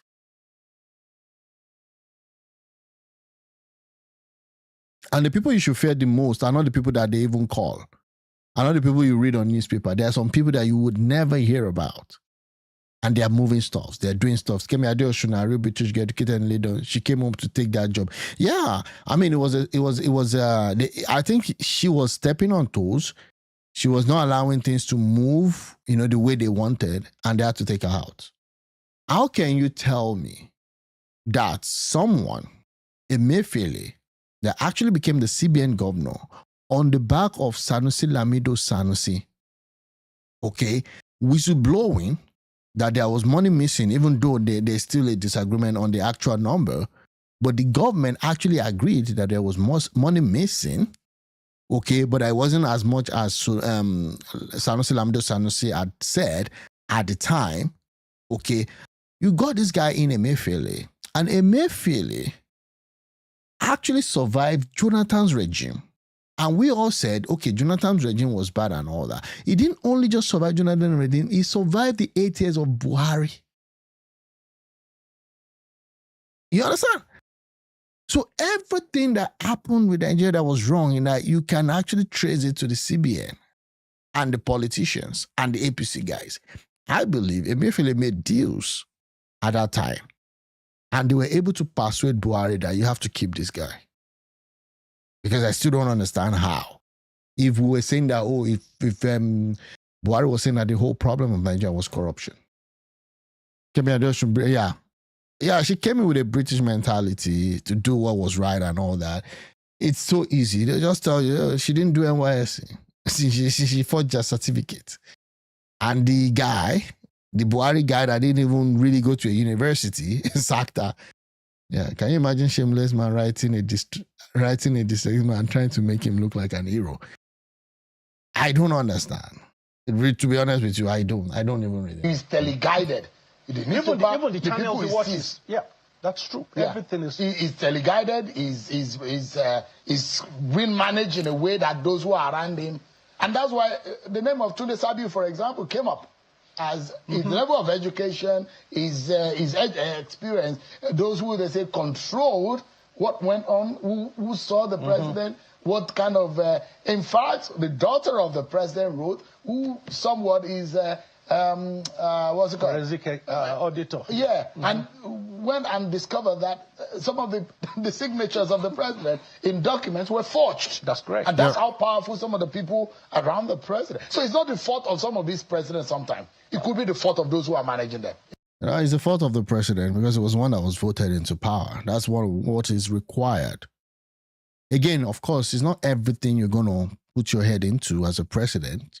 You know, you have like multiple ministries, multiple ministers, you have different head of agencies and all that. But there are pivotal stuff. I'm saying the 20% that you cannot just allow to lie fallow. And that's the problem. Like Buhari left the critical stuff. He left the simple stuff, he left the critical, he left the not so critical stuff. It's so unfortunate. Buhari actually created many, if not all, the problems that Tinubu is facing today. Tinubu promising to follow up was where Fulanis ensnared him, and now we're using it to make things bad. Yeah, I mean, Buhari was a major, major disaster. It's quite painful. I actually thought more of him in 2015, thinking that, okay, fine, maybe we're going to have something. They deceived a lot of people. And that's why right now I don't follow anybody.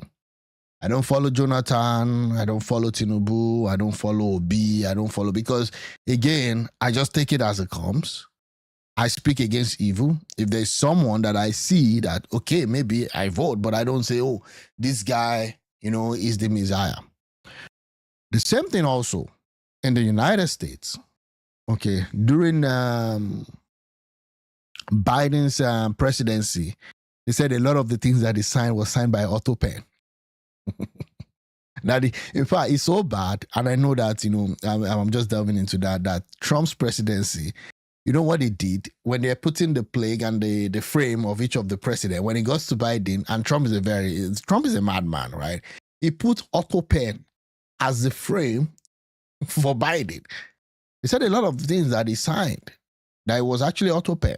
That wasn't really the one signing. There were people, powerful people. One of the guy, I think Ron Kern or something, is in charge of his economic policies and all that. It's so unfortunate. Funny that Emefiele was my classmate in Maryland in 1970, a very quiet mumu boy. I was shocked he did. He's not quiet mumu boy. Forget that one. The guy was the guy tried to be president now. The guy tried to be president. It was so powerful. I didn't even understand how it became so powerful during the Buhari regime. To tell you how disastrous, this is a CBN governor that should even not be, frolicking with politicians. He left CBN job. That was when we had like 3, 4, 5 exchange rates, and you couldn't get dollars. Only Dangote could get unfettered access. If you need dollars, they will tell you have to queue. Then if you need dollars, you have to actually submit for legitimate stuff. You submit to your bank. In the bank, you have the branch manager. You have someone at the head office. Then you have someone at CBN. The fraud that actually came with the Forex itself is massive. You just get it at official rates. You had all these abokis. You had a lot of people getting caught, and it was just like, man. On a normal day, some people should actually be in prison as we speak. And this is what happens, when you have clueless government and you have people that don't ask questions. Over time, in all government, you have people like that, and there are always tendencies. Okay, different people trying to weed controls, external influence, and all that, and that has been happening since the beginning of time. The most popular king in Israel, which was David, also had people like that. They were his chief of staff, Joab, and his brothers. These guys were running things around David. It was so bad that they did a lot of things that David would go after a policy to make peace with the enemy, like same Israelites, right? And then they would go and just kill the other guy, the other at the beginning of his tenure. It was so bad that even at the point when his son took over as from him as a king, there were a lot of things happening. There were a lot of things happening. So there are people like that. And at times, David himself, if you read his history and his Bible, it would tell that you guys, you're too powerful for me. And he couldn't do anything to them. These were the people running things, even under David as the king. Even though David is the king, there were people running stuff also around him. And then when he wanted to die, he now told Solomon, you know what, this guy, you have to kill them. You have to kill them. Else they will take over your government. So it's not now. We've always had that in history. So you have to learn from that. If you want to be a president, to know what is really important and you follow that. When somebody dies, all his sins are forgiven. Abacha himself are running, okay. Oh, really? Abacha himself is a big sin that needs all the accolades, even more than Buhari is getting. How is Abacha a big sin? In the name of, okay, I get what you're saying. That was kind of sarcasm, right? Yeah, Buhari was a storm of disaster. Remember when his wife sounded the alarm, his husband was not the one running the country. Yeah, in the book, they said that at some point, that when Buhari is at home, he locks the door because he was scared that the wife would kill him. It's that crazy. A quiet mumu boy, someone with 700 plus 2-floor house in an estate, Abuja for that matter, his people in Agbo Dev don't regard him because he's seen as a chop alone. This FAROUK from NMD PRA has allies as well. Oh yeah. I would love that they look into that also. I mean, that Emefiele guy, in fact, the gist I heard was that, you know what, that all those fraud that Sanusi whistle blew then, that Emefiele was also kind of part of the guys, allegedly, that was involved. So it was just normal and natural for them to have made him the CBN governor. And then from that, during the 2015 elections, if you see the way they were spending dollars, I trust he was a boo then. Yeah, people changing. Yeah, I mean, this is an account of someone that went to, I think, secondary school with him. People change at some point. Maybe his mumu button changed and all that. He saw money and like, what is this? Because he became very influential. He became very influential during the Buhari's time. And he was running things. I'm going to finish this and kind of move on. That is true. I mean, the thing is, President will always have people around him, but you need to put systems in place to avoid state capture. Yeah, put systems in place to avoid state. And then the system also become another problem that you have to checkmate also, because at times the system then becomes so powerful, even at the presidency. And, and that's what happens, right? That's what happens when you have all these things. Yeah, even the president, I've seen this one. We'll see what happens. Okay, now they're saying that he doesn't know what he's talking about. Ojudu counters Charles Omole. Charles Omole is the guy that wrote the book. Says Osibajo discussed presidential ambition with Buhari. Yeah, Babafemi Ojudu, an ex-presidential advisor, has countered Charles Omole's claim about the presidential ambition of former Vice President Yemi Osibajo in a biography. Okay, yeah. So again, I think that all these claims, I mean, it's going to be coming out one after the other. I guess people are buying the book, people are reading the books and all that. It's gonna really, really open people's eyes to some things. Again, I'm just saying that, you know what? Just read it with a grain of salt, because I think that this book, for the book to have had the president of Nigeria, to have had the what's it called again, the wife of the president, to have had other dignitaries attend, that means there's a lot of whitewashing that was done on that book. And I guess the guy just needed it to actually boost his own profile. But we'll see what happens. Let me see with respect to Shibajo, if there was anything. Aisha Buhari has a lot to learn from Remi Tinubu and Dolapo Shibajo on how to be modest and be a supportive spouse. Aisha was a very bad model for young ladies in northern Nigeria. I don't know what they're trying to say about that one, but again, time is over. A lot of Nigerians are like children. Okay, are examples of how elites should behave, whatever that means. Yeah. Okay. So throwback the epic moment when Obi turned Professor Yemi Osinbajo into a stammer in 2019 on the VP debate stage. Can't wait to see Obi and Kashim Shettima face each other in the VP debate. That's if he's going to attend the debate.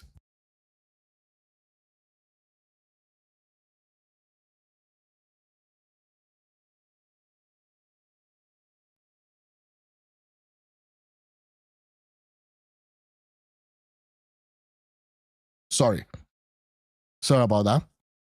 Yeah, even Fashola with his catapult head was a mumu in Igbobi.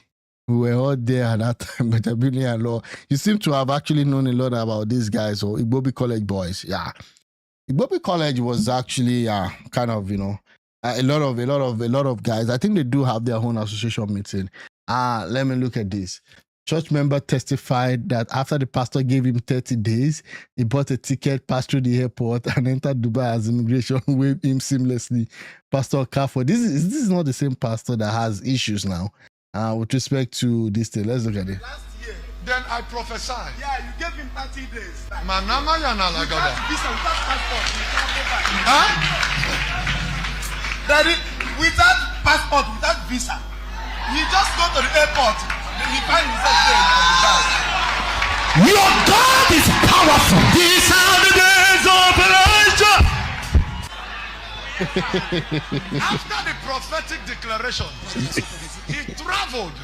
Sorry about that sound. Passport, without visa.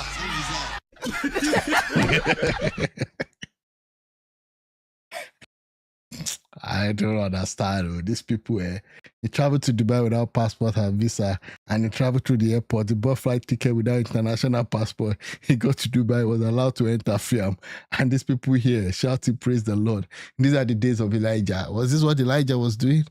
My biggest happiness is that one man, His Excellency, is coming. I've told you, I've said it also here that, see, the truth is this: don't put your trust in one man. I'm still recovering from the trust that I put in Buhari in 2015. At the end of the day, it's just crazy. We call it was a gathering of Nigerians from all around everywhere. Yeah. I mean, that college has stand a lot of big wigs there. Okay, that's that about that. I don't know how you can claim that you went to Dubai without passport, without visa, and then that's it. A Nigerian man outburst over unpaid COVID loan deduction. Let me see this. This loan was part of the Central Bank of Nigeria 2020 targeted credit facility, offering low interest at 5% to household and businesses hit by pandemic lockdown, with a one-year payment pause before 36 monthly installment. Over 62% of the 420 billion disbursed by 2023 remains unpaid, totaling 261 billion. Leading banks like NIR, SAL, Microfinance to use the global standing instruction system for automatic recovery after notices. Okay, so let's see what's happening here. During COVID-19, the money was given to us. I woke up yesterday morning, 514,000 was debited by this bank, Nasan Microfinance Bank. Now come on the money. It's as a result of the same money that was given to you. The money was given to me during COVID-19. Federal government do anything for me for COVID-19 when people they die. And you still collect money that time? The money they gave to me was federal government money for citizens. For citizens? That we are dying during COVID-19. It was given to you as a soft loan. A soft loan, and now I am made to pay how much? When I give me 450,000, I'm paying close to 600K. Okay, you understand what I'm saying? For you to pay for 3 years. Now you have been in your house enjoying your life 5 years over the same money. I have not been enjoying my life anything. Which enjoyment in this country? Is there anything the country? No, is there anything the government is doing for anybody in this country? And they need you now. Yeah, we have never been happy in this country. Okay, is there any day we have been happy in this country? It's just that you people that are in this bank, and this is an assigned microphone, but that you people are responsible. You people. How can you put your trust in Buhari?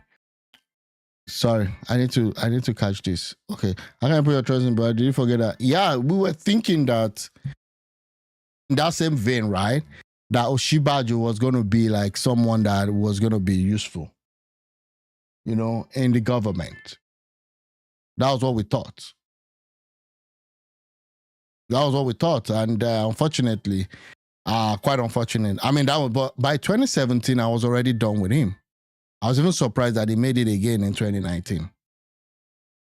And that's the problem. Yeah, I just saw this. I said I should talk about it. I think I have some book backs here that I might just want to go through. Let me see. Okay, we've listened to this. Let me look at this one. Sorry, give me 1 sec. I saw more than 10 police. And this is a politician too. It's my colleague, I say, even my junior. In the National Assembly? Yes. A member of National Assembly, some of them, if you see them coming, or you pull back thinking that maybe it's the president or the vice president that is coming. You can see even the president. The convoy that the president goes about with is too much, too. Secure the place. And when the president goes, you draw. Secure Abuja, and the president can even drive out, and himself. But when you secure personalities, and this is what is happening in Nigeria, then others, common people, as we call them, become vulnerable, and we don't care. I went to one of my colleagues' house. I think I agree with what he's saying. After dinner, and I went to his house. I saw more than 10 police. And this is a politician too. It's my colleague, I say, even my junior. In the National Assembly? Yes. Wow. A member of National Assembly, some of them, if you see them coming, or you pull back thinking that maybe it's the president or the vice president that is coming. Wow. You can see even the president. The convoy that the president goes about with is too much, too. Yeah. Secure the place. And when the president goes, you draw. Secure Abuja, and the president can even drive out, and himself. But when... Yeah, I mean, I agree. Like the way these guys secure themselves. Oshibajo was just, he's also an Igbobi guy. If you borrow that money from the bank and pay interest for 5 years, that would be at least 150%. Yeah, they gave them actually 5%. Because of COVID, I think it was more like a partnership between the federal government and the microfinance bank, I believe. So that's why it's not, Nigeria can be stupid sometimes, they think that they can borrow money and not return. Yeah, again, Nigerian problem, right, is just everywhere. Okay, so Doris OGALA. Okay, this matter is not ending soon. Doris OGALA. Now, for those who don't know, Doris OGALA is that woman that claimed that she was promised marriage by Pastor Dr. Chris OKAFOR, who at the end of the day, I will listen to his live, so I'm not going to go into that again. To a live session with one Yoruba YouTuber, and it was just all messed up. Also, we did listen to the live again with what's it called again, with Daddy Freeze, and she was making so many allegations. At the end of the day, I just think it's just she's got a problem too. Okay, whatever that means. So Ogala's case with Pastor Chris OKAFOR. Yeah. Now, some of you people might be thinking that Doris OGALA is lying. So even me, at first, I was saying, no, I need to get my facts correct. I decided that I have to put in contact with Doris OGALA. So I spoke with Doris OGALA, and lo and behold, guys, truly, to be honest, Doris OGALA is holding a lot of information that she's not even releasing. So she decided to release because I was curious about this Chris OKAFOR is owing me. And what business do you have that he's owing you? So she explained every single. Yeah, I mean, she was running cycles too. I mean, she's not a saint, right? Chris OKAFOR is also not a saint. Again, allegedly, okay? I don't know.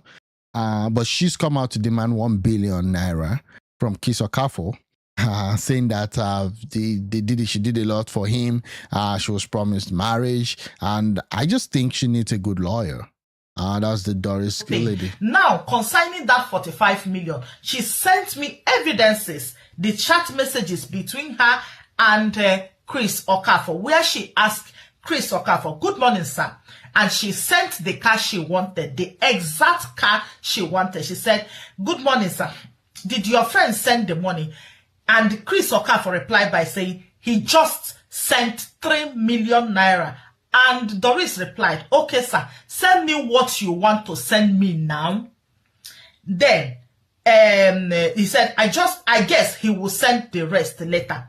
Now, Chris OKAFOR replied, "I will send everything." Doris replied by sending her account number. Then Doris said, Papa send it here, sir. So now, the car was sent with the pictures and evidences where Doris said, good morning, sir, this is the car. And Doris said, I have my friends who do car deals from US that can get me cars at affordable prices, sir. So if your friend send me the money, I will complete and get the car I want. So they already have a conversation. She's having a lot of evidences that she's not releasing. But the issue now is that people are claiming that Doris is lying. How can Doris be lying while she's having a lot of, in fact, a lots of evidences regarding Chris OKAFOR? Now, Chris OKAFOR is not saying anything. She have even pictures of Chris OKAFOR with the daughter, with the children.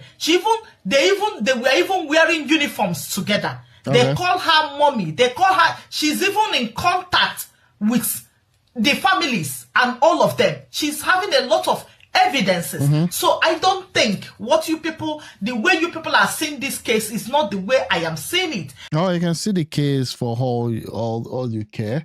And again, that's just it. Let me see. I'm being called out here. What is this? My biggest happiness is that one man, His Excellency Peter Obi, is coming to bring all the pains to an end and put smile on the face of the poor and downtrodden Nigerians. Obi is coming soon. Oh, okay. Again, like I said, bro, I can see you didn't read my comment. You don't like it. I don't have anything against. Sorry, I digress on this case. I'll go back to the video.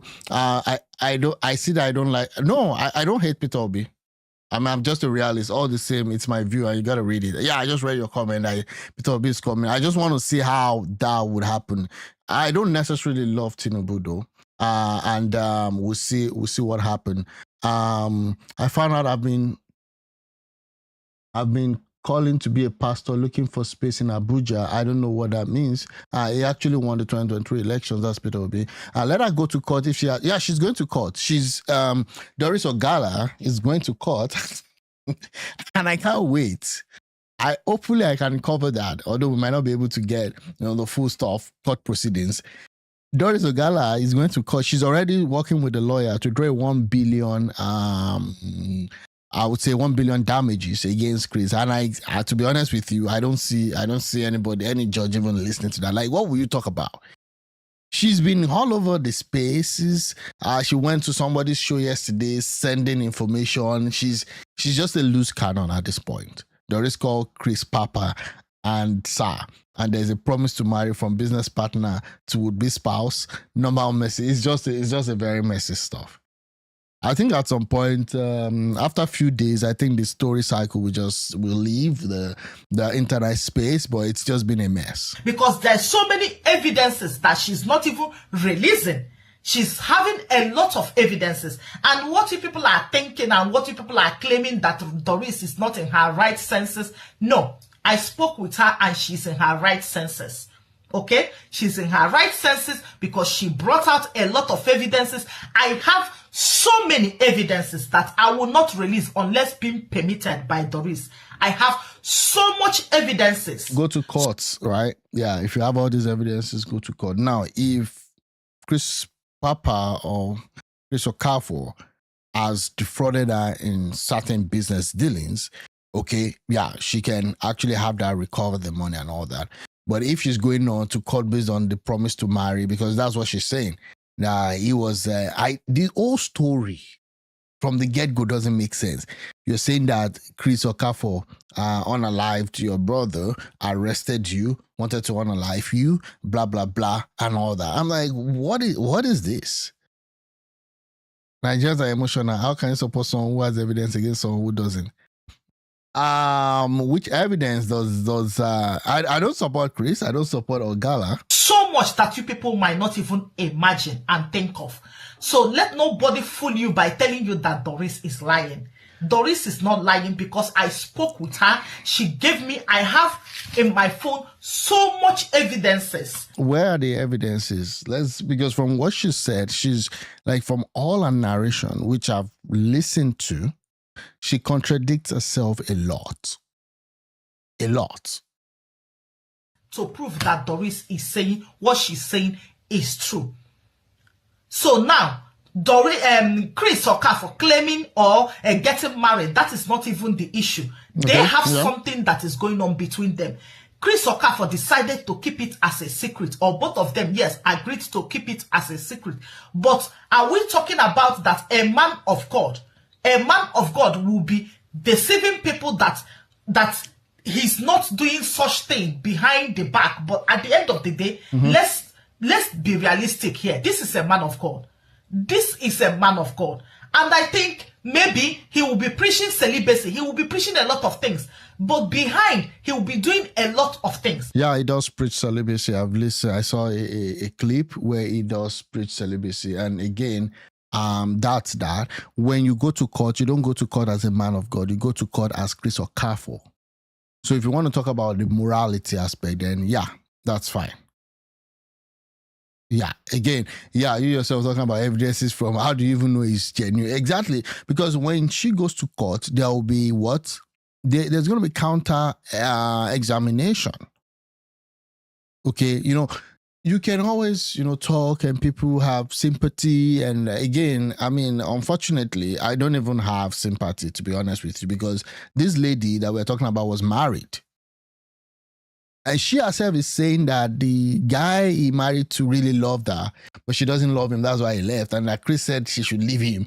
Like, again, when you start from that,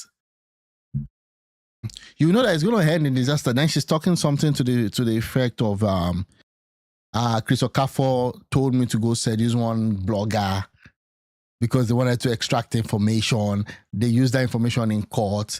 And then Prophet Jeremiah, whatever, with Pastor Jeremiah, whatever, or Prophet Jeremiah, promised him 45 million for that job. I mean, it's just what it is. It's just crazy. So Chris Okafor, Doris is calling you out with a lot of evidence, which is fine. A lot that she's presenting, even the ones that people are not releasing. She's calling you out. She said that you are owing her based on that. There was a deal between you and her. It's left for you to prove that if those things are lies or true. You can prove that, but the fact still remains that there are a lot of so many sharp evidences between you and her. So I have so many to tell you guys. I will be coming back soon to release more evidence. Okay, so we're going to be doing another episode because Doris OGALA went from episode 1 to episode 5 on Daddy Freeze. Daddy Freeze even started advising her that, see, all these things you are doing, you are bringing this one into the scene. There's a lawyer issue. There's a Chris Okafor. There's a Jeremiah issue. There's a Apostle Selman issue also in the old story. Like, I'm like, dude, waiting now. You know what you talking about? Okay, yeah. Okay, bros, now what for you? What did I do? I'm just saying, I mean, I don't know. Are you talking about this story or something else? Peter Obi should just forget this 2027. The organic followership has tapered down. And the platform to drive on has been battered. There is no individual candidacy in our law. Yeah, we'll see what happens with Peter Obi, to be honest. It's painful to me. I'm talking about, I don't want to, so the thing is that I allow like a lot of people come to this show with different perspective. We have people that are always call me out every morning saying that I hate Tinubu. And then we have people calling me out every evening saying I hate Peter Obi. Okay, so again, I just tell you what I think. And I also, like maybe at some point, you know, I would just have to look at it and debate it out. But the way things are going right now, God knows that I have no hatred in my heart for Peter Obi. It's just that I've just been disappointed. I was like the one that said, you know what, 2023, that was a good showing. I love the fact that he ran in 2023. Even though I knew then that I was not just kind of clear on what was happening behind the scene. Because an article and Obi's ticket might have actually tamed Tinubu.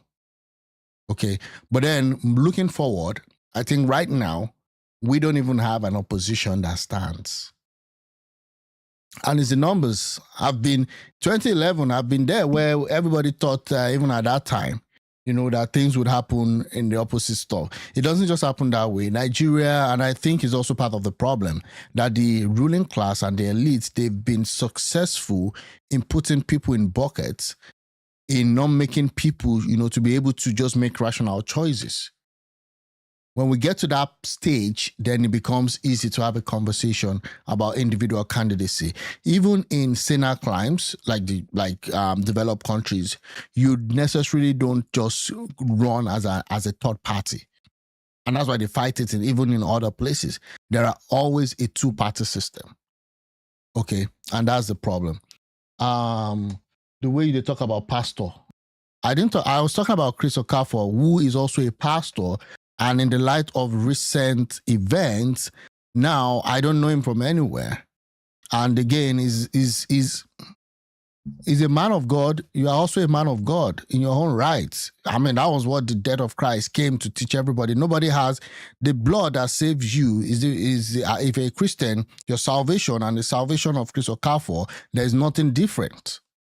Okay, and we don't have to. When I talk about a man of God or talk about a pastor, I'm not talking about him with respect to what is said. I'm talking about him in light of recent happenings.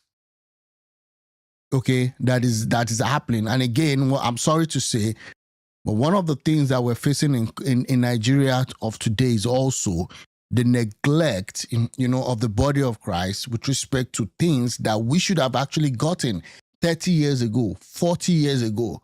And we're dealing with the consequences now. Okay?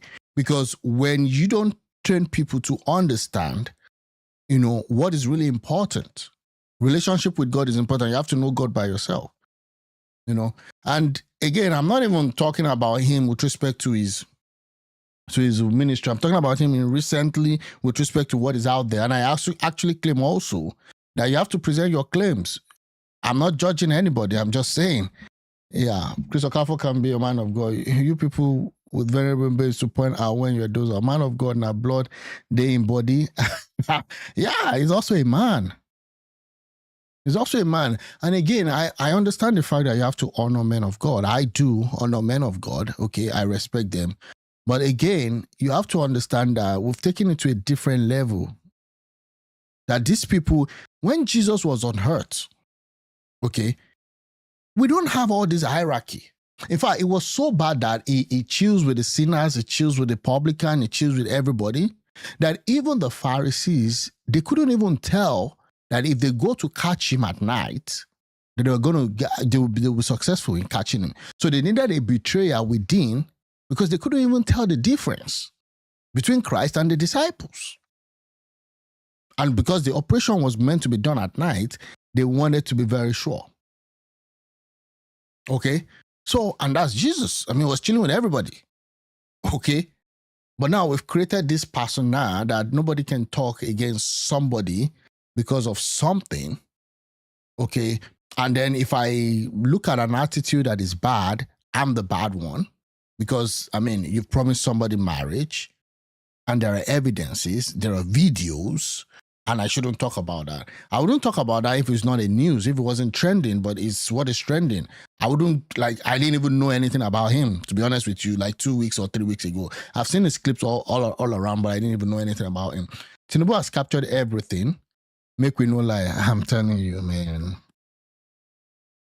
I wish somebody in the opposition can beat Tinubu at his game, which is possible, but not 2027, unfortunately. I wish somebody can actually beat him at his game. I wish the opposition we have now is treating APC the way APC was treating Jonathan in 2014. Even the opposition in 2014 will come to Channels TV or TVC and tell you that Jonathan is thinking. They don't even bash Jonathan on what he's doing alone. They bash Jonathan on what he's thinking that he wants to do. That is, we've not even seen it. That was the way they were jamming the whole thing, the messaging. They were like, in fact, it was being said that the APC will scatter after the 2015 election because they were just so focused on just defeating Jonathan. I've not seen any focus with the opposition as we speak today.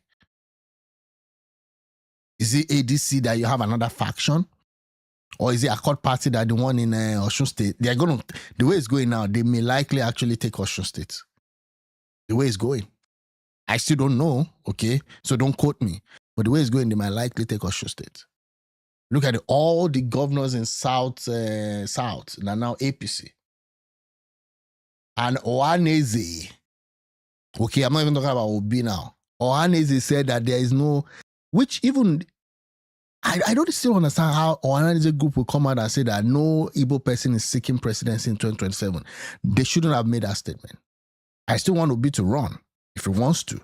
I'm just being real here. Election is 2027. Let's wait and see what's up. There's still a long way. There's a long way to go. There's a long way to go. I wish somebody can be attacking Tinubu. Guys, don't lose hope. We'll treat Tinubu. Okay, 2026, we come back to this topic. I'll just be bringing whatever event is happening. Only someone who doesn't know the precedent of Peter Obi will be disappointed in him. There has always been an opportunist who lacked the quality trait of a leader. No wonder he's scared of primaries. This is Dam Yeyo 266. Again, I mean, Peter Obi is a good man. Let me put it mildly. Peter Obi is a good man. Okay, but that being said, election is a different ballgame. Now, there's been debate about who he was when he was a governor, and there's been a lot of screenshots, I don't want to go into it, from people that he presided over that had some issues with his with what he did as a governor. But what I still can't explain to you and understand is that all those people in 2023 all changed their mind and supported him for the presidency, at least most of them. Okay, Jonathan is not a politician, a common teacher with no backbone. He had to leave power or they would have destroyed him. It was quite unfortunate that Jonathan, you know, had a lot of power, a lot of power brokers around him. There were those from Alison Madueke, the Alison Diziani, right? That was another faction. Those ones were just busy with the subsidy money. And you had those ones running circles. Okay, you had Patience Jonathan too, running a home thing. Like, you had a lot of people doing their stuff. Remember that there were a lot of local government under the control of Boko Haram at the time when Jonathan was president. And shortly before the election, they did succeed in pushing them back. But at that time, they already had a very good hold. You know, and that's what happens with this insecurity thing. They look at the leader, the size the leader up, and then they try to move and do their attacks. We'll see what happens. So again, for Doris Ogala and Chris Okafor, hopefully they saw themselves. Again, what I don't understand is that they've actually taken down the Facebook page of Doris Ogala as we speak. She's working on recovering it, but we'll see what happens. Jonathan was installed by Obasanjo. He could not fight Obasanjo, Buhari altogether. Yeah, these were the owners of Nigeria. Yeah, I think the mistake he made also was to go all out against Obasanjo. I think that was a major mistake. You can't fight them all together, I agree. And I think Obasanjo also used Jonathan to fight against the North. I think Obasanjo knew that Yar'Adua might not finish his tenure. And it was as a way to break the monopoly of the North that he actually made Jonathan the vice. And he thinking that he would control Jonathan. But again, as the president of Nigeria, the power is just too much. Jonathan could actually have Obasanjo arrested if he wanted at the time. No, not that he was going to do it literally. But he could actually have had him arrested. Jonathan was a president, but quite a lot was running over his head. He really wasn't very in charge in hindsight. He wasn't bold enough to take some decisions and stick to it. It's not easy. At times I feel for him. He had a foundation that is working on having peaceful transition of power and also deepening democracy, in Africa. But unfortunately, there's been a lot of coups and all that. And during that, I think there was a birthday party and also an anniversary of the foundation, and it became, and it was saying some things, and I was like, man, after so many years out of the presidency, I wouldn't make that statement.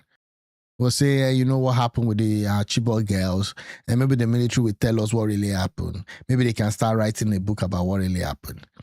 Again, friendly guy, down-to-earth guy, but again, when it comes to leadership, he wasn't there. Buhari, that one, just a disaster. Just a disaster. And that's it, okay? I don't know what's happening with Nnamdi Kanu. Quite unfortunate that he's still in jail as we speak. This is his lawyer, I believe. I'm in Sokoto State for 2 days now. This is the Court of Appeal, Sokoto Division. This Court of Appeal, Sokoto Division. God knows why. I don't know why they had to take the guy to Sokoto. I don't know why. The impunity at times is just crazy. Nigerians are too afraid. We're afraid of everything around us. I agree with you. I agree with you on that one. Until we understand power belongs to the people, Nigeria will continue to wall up in the same direction. Yeah. You have to understand power belongs to the people, and also the application of power is what gives you knowledge, right, and understanding and authority. So again, people have to wake up to that level of knowledge. I see people take different position and different analysis, and I'm not, to be honest with you, I'm not even there. Like, I'm not there, really. But again, when I hear some people's analysis, man, I just pray that God help us. In 2011, did Jonathan have a meeting with Tinubu before his first-time election? Did Jonathan win Lagos votes during that first-time election? In 2011, Tinubu helped Jonathan to win because it was already very, very obvious that Buhari was not going to win. And Tinubu had a deal with Jonathan, I believe, in 2011, and he was able to win. Even though Tinubu had a candidate, which was, I think, Nuhu Ribadu at the time. It was just obvious then. They tried to do, a coalition then, but it was very late. They tried to do a coalition with Buhari in 2011, but it was very late. So Ribadu had to run on his own. Okay. But then we all knew that was just figurehead, right? That the real deal was that Tinubu and Jonathan team up in 2011. And the plan was that, you know what? I want my party to win. So that also boosted the ACN at that time. And that's it. Yeah. Again, yeah, that's that about that. We'll see what happened. Nnamdi Kanu is in Sokoto. Taking him to Sokoto was to make things difficult for his legal team and visit as well as from people of influence. It doesn't just make sense. I mean, this is part of the impunity we're talking about. Here, of course, you know that it's no longer just that the freedom fighter, Nnamdi Kanu, is in this town. So I was asked to come and carry out sorry about that. Some research for him. So I decided to use Court of Appeal Sokoto here. So Lovers of Freedom, it's my pleasure to inform you that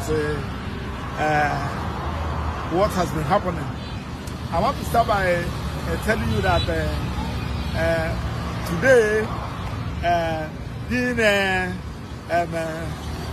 18th day of December 2018, 2028, 2020. What are you saying, bro? 25. Again, I don't understand this guy. You need to get yourself together. What are you, 2028? Yeah, you're right. In Yankee, when ICE carries them in DC, they take them and detain them in Nebraska to frustrate their legal team. I'm on that heisting, and in fact, this whole thing, I don't even know. I thought the plan was that they're going after the illegals that have criminal records or they've done very bad crime, but it seems like they're actually just picking up random people too. Yeah. Okay, let's go on. We have been in this town, and I just finished discussing with Mazin and Mikhail in the Correctional Center. So he asked me to come and do some research on one particular issue for him. Okay. I want to start by telling you that Mazin and Mikhail, nobody stabbed him. Oh, okay. Nobody. Oh, I didn't even know there was a news that he was stabbed somewhere. Wow. That's crazy. Attacked him. He's here in the correctional center. That one is one. Then secondly, there are this issue of a case, his case that was struck out in Court of Appeal, Abuja Division, last week. Yes, that case was a case we filed. That was 2022, where we are asking DSSS to transfer, asking for other DSSS to transfer him back to correctional center for him to have access to his medical doctor. So, but the matter was there. We lost at the Federal Court, so we went to Court of Appeal. So when the matter now came up, so the court now said that it has become academics. Court now struck it out. That one is on that. Then secondly, on the issue that has to do with the one he filed in Federal High Court, asking court to order that so that he can come back to Abuja to face his, to handle his appeal. That particular one, you know, if you watch in that judgment that led to his conviction and sentence, the judge made an order that he should be kept in a protective custodial center in Nigeria, within Nigeria. But he was taken to Sokoto Correctional Center. Yeah, where you are now, right? We tried to confer from correctional facility services why they should take him to Sokoto. As against, are they trying to say that Sokoto is more protected? Yeah, I think I agree with that. That it was too frustrating. Like, see the guy now. The guy is already tired. He traveled from wherever to Sokoto now, and he's calling 2025, 2028. So again, talk about frustration, right? But again, it's also part of the impunity. And we did cover this extensively when they gave him that judgment. And what I said then was that this is, I mean, you can say, well, that's the law. But then again, we've seen the head of Boko Haram, the head of JNIM, or the Ansawaru guy. They were not even given life sentences. And these were guys that did actual bombing. You know, they did actual terrorism. They were able to spin them to the crime. They committed the crime.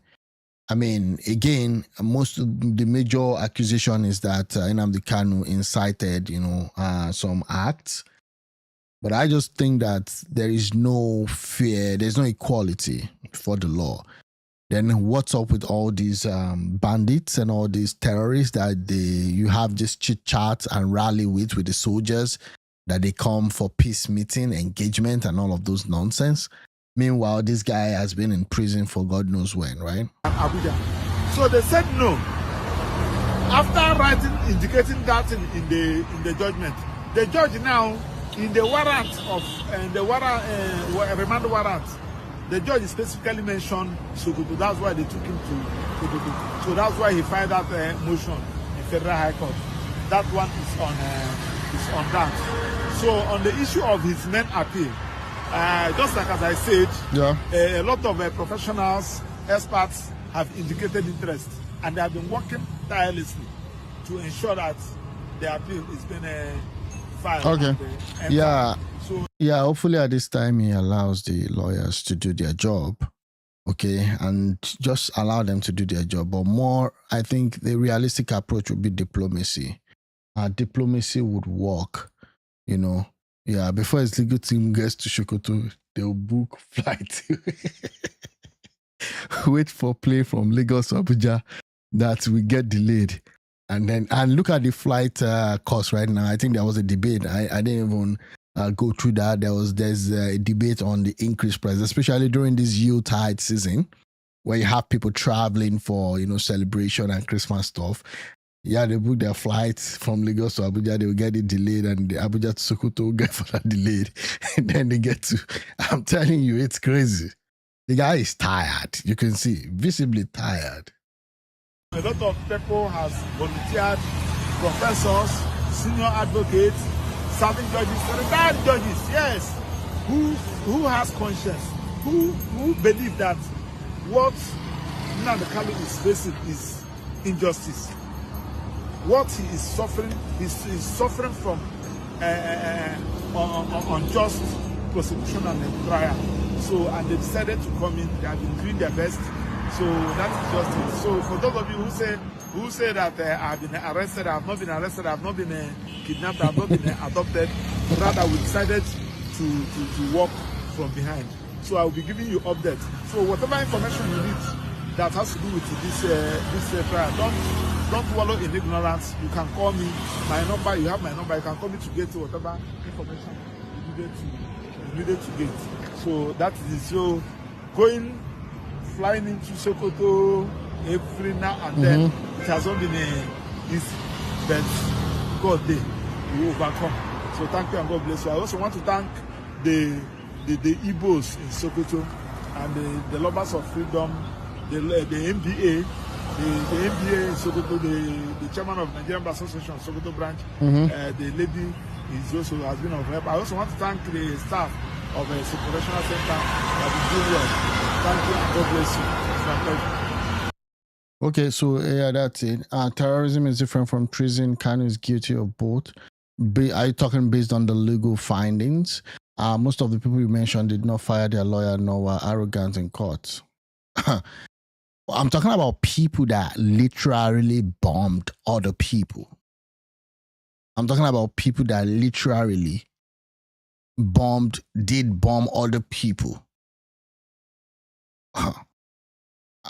That one, you don't even need to be not arrogant in court. That should be straight death sentence in my own, or unaliving sentence because of the algorithm, in my own opinion. And again, now, that being said, okay, would I have taken the approach, that Nnamdi Kanu has taken with respect to, one thing I would have actually ensured was that there is no, how will I call it now, violence in my home state, in my home region, Southeast. I don't like what is happening in Southeast. But another question I'm asking is, this guy has been in jail for God knows when. So how come that there's been a sustained violence? How come the governors are not able to ensure that the life of the citizen in the states are being secured? Is this a conspiracy also to tie that to Kanu?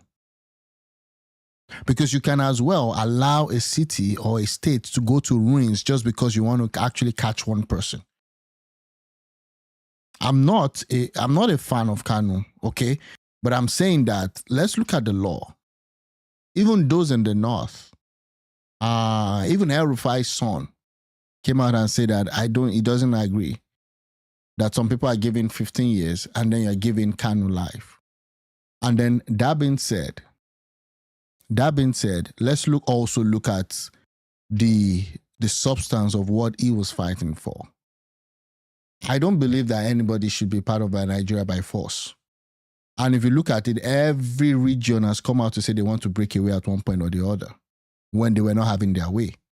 The Yoruba nation tried to do that. Now there's Tinubu. Now we're not talking about Yoruba nation. Now some people are still talking about it, okay?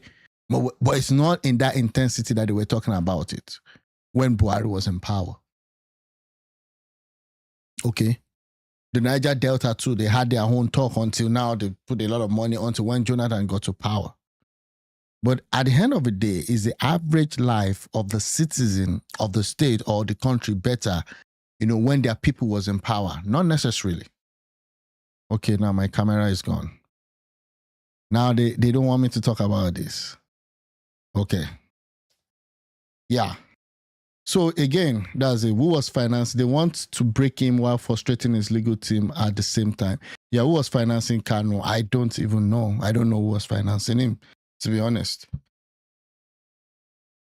He wasn't working in London, but he was traveling all over. Yeah, I think that's a fair question. I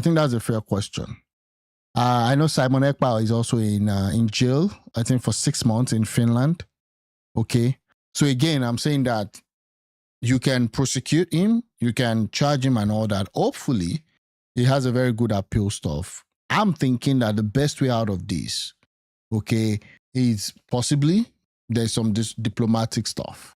Because again, some people in the Southeast are not happy with him because they have their families compromised, lives lost. And when they share the story, you actually would agree with them that, someone that lost his life due to the activity of ESN and IPOB, would never even take a stance of, oh, Khan is a free guy. But then you also have the vast majority who sees this guy as someone trying to fight for what Ojukwu fought for. Now, the approach would not be my approach. They collect, they also collect donations everywhere. You know, they have a very big forum abroad. London, US, even in Europe. Okay. Now, that being said, if you really want to, you know, put your case, you go through referendum, you try to also run stuff. So there's someone that was talking about, okay, which one? Do you want Biafra or you want presidency? That's another. Let me see. I actually bookmarked that. Let me see if I can get it because we have this thing. Okay, let's see. The best thing, I don't know if this guy is Igbo. I'm from the Igbo tribe. Okay, so this guy is an Igbo. Let me listen to his perspective. Now, you may not necessarily agree. I may not necessarily agree. I'm listening to it for the first time.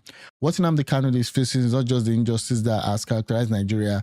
If it took the route of the Niger Delta militant or Boko Haram, it might have had a soft landing. Exactly. I mean, this military meets with all these bandits. Military meets with all these bandits. You meet with bandits on Saturday, and then on Monday, you're sending your generals to go fight them. I mean, come on. That's why they lost General Uba. Because those guys, they've infiltrated the government and all the like. You should join APC if he wants his freedom. Well, that's the hack right now. Someone said, what is the best thing that will happen to Nigeria? Do you want to hear the truth? I'm going to trigger a lot of people with this statement, but that's reality. The best thing that will happen to Nigeria is to let the Igbos leave Nigeria. Let the Igbos go. Give them their Biafra. But again, looking at it critically, the Igbos are very, very confused. No disrespect, I'm from the Igbo tribe. But the contract. Again, I don't know this guy. I don't know if he's from the Igbo tribe or not. But again, let's. It's clear. 1 minute you want to leave Nigeria, next minute you want to rule Nigeria. Come on. What do you want? There's no clear objective. You are fighting for presidency today, tomorrow you are fighting for Biafra. Every general election, you find an Igbo man struggling for presidency to rule the same country that another Igbo man is fighting to leave. Yeah, but people have also said that that's a strategy for them because, again, there's been a lot of talk that Peter Obi strategies there. They want to use Peter Obi to make Igbos feel as if they are still part of Nigeria. Now, I don't think that's it. I think Peter Obi is running his own thing. Okay, he's running his own thing, and he has every right to run his own thing. And there's been numerous times when even Nnamdi Kanu has spoken against Peter Obi. So not me. I don't hate Peter Obi, but there's been numerous times where even Nnamdi Kanu has made allegations. There's nobody Nnamdi Kanu has not abused. Don't you see the contradiction? I mean, this makes other tribes in Nigeria wonder, what do the Igbos really want? But looking at what is going on right now, the way we are behaving, we are damaging the image of the country. More and more. So the best solution, the best thing that can happen to Nigeria is to let the Igbos go. The Igbos are choosing not to be part of Nigeria morally, culturally, and traditionally, socially, literally, in every aspect of life. No, I don't agree with that. Again, I think that if you leave the signal, okay, this guy is smart by half. If he thinks critically, he would know that not all Igbos are in support of Biafra. Exactly. Not all Igbos want to go the way IPOB has done it. Yeah, and I think, again, I think that there's even a lot of pushback coming even from, the Southeast against IPOB, against ESN, I believe. There's been a lot of pushback. I've listened to both sides, and I try to bring both sides also on the show if I'm opportune to, because a lot of people still believe, that, I mean, it's actually fair to say that at some point you have to face the question of Igbo presidency, right?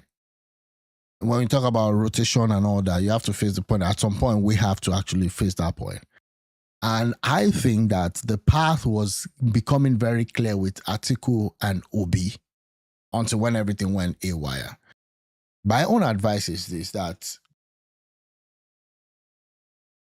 there are two options. If you want to go Biafra, then you have to either have a compelling way. And again, Nigeria is a dysfunctional country. So you have to also bear, some people think that, you know what, you have to just do it the rough way. That's the only way people will listen to you. But have a way to actually, you know, work to possibly get a referendum. One. Secondly, again, something close to Biafra. Okay, you're not going to get a full Biafra, but can I get something close to a Biafra? Maybe through federalism, regional system, and all of those. I mean, there's been a lot of argument that, you know what, this was working before, but again, something happened. The Igbos actually made the whole thing to what it is right now. But I don't want to go into the argument. You could actually get, okay, fine, I can't get Biafra. Can I get something that would be more like a close identity? Like the Southwest, now they have this joint stuff for security and all that. Can we have, like, imagine Abia State, Imo State, Ebonyi, and all those other states also come together, okay, and put stuffs together and build like a well-sustaining economy. You know, now that we're talking about having seaports and all those, you know, in the east and all of those. Remember, Ojukwu is the poster boy of the Biafra struggle. He was a presidential candidate and then won in the whole of the Southeast in 2003. Who is more Biafra instance than Ojukwu was? Exactly. I mean, and that's a fair point. That's a fair point. Again, Nigeria is just an interesting country. This guy also, Gani Fawehinmi, freedom fighter, when he ran for presidency, nobody even voted for the guy. That also brings to bear also the dynamics with elections in Nigeria. That's why when people talk about elections and all that, I don't claim to know it all, but there will be some things you see that you just know that, man, this election coming, there's no chance for this guy. And it's not as if you don't want to. Out of curiosity, what would the world market be like if Tinubu did not crash the Naira from 400 to nearly 2,000 Naira to $1 at one point? Imagine buying dollar at 400 at this time. Yeah, again, it would just be, so the thing is that if Tinubu did not crash the Naira from 400 to 2,000, you know what? You're not going to be buying dollars at 400. You know who's going to be buying dollars at 400? Dangote. This thing, what is it called again? The Boa cement guy. The Elumelus of this world. They'll be buying it at 400, where every other person possibly will be buying it at 2,500 right now. Because at the time when it was actually 400, you were not getting dollars at 400. You were either going to the black market and all that.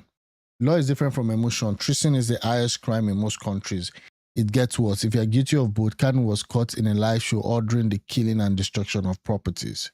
That was you're talking about the SARS case and the SARS event that happened during Buhari's reign. Yeah. Again, yeah. So it was that's incitement. Okay, that's incitement, and it depends on how you also, that's why you need a good lawyer. I can tell you that there have been people that have called for even worse stuff and they don't get life imprisonment. It all depends on how you have your lawyers argue it. Again, the arrogancy stuff might have also played into that. Yeah. But I kind of get where you're coming from. Our behavior today in Nigeria and outside Nigeria contribute nothing to the country but reputational damage. Let's not even. So this guy is packing all Igbos into one bucket. I mean, there's been Igbos that have done good, okay, and there are others that have not. So again, there are Yorubas that have gone good, there are Yorubas that have not, there are Hausas that have gone good, there are Hausas that have not. Talk about the disunity that we are going through in our own region. And to some of you that will come to my comment section and be like, if the Igbos do not want to be part of Nigeria, why are they investing in everywhere in Nigeria? Allegedly, they are the ones that develop Lagos. Why are they investing in every corner of Nigeria if they don't like Nigeria? Because they don't have a choice.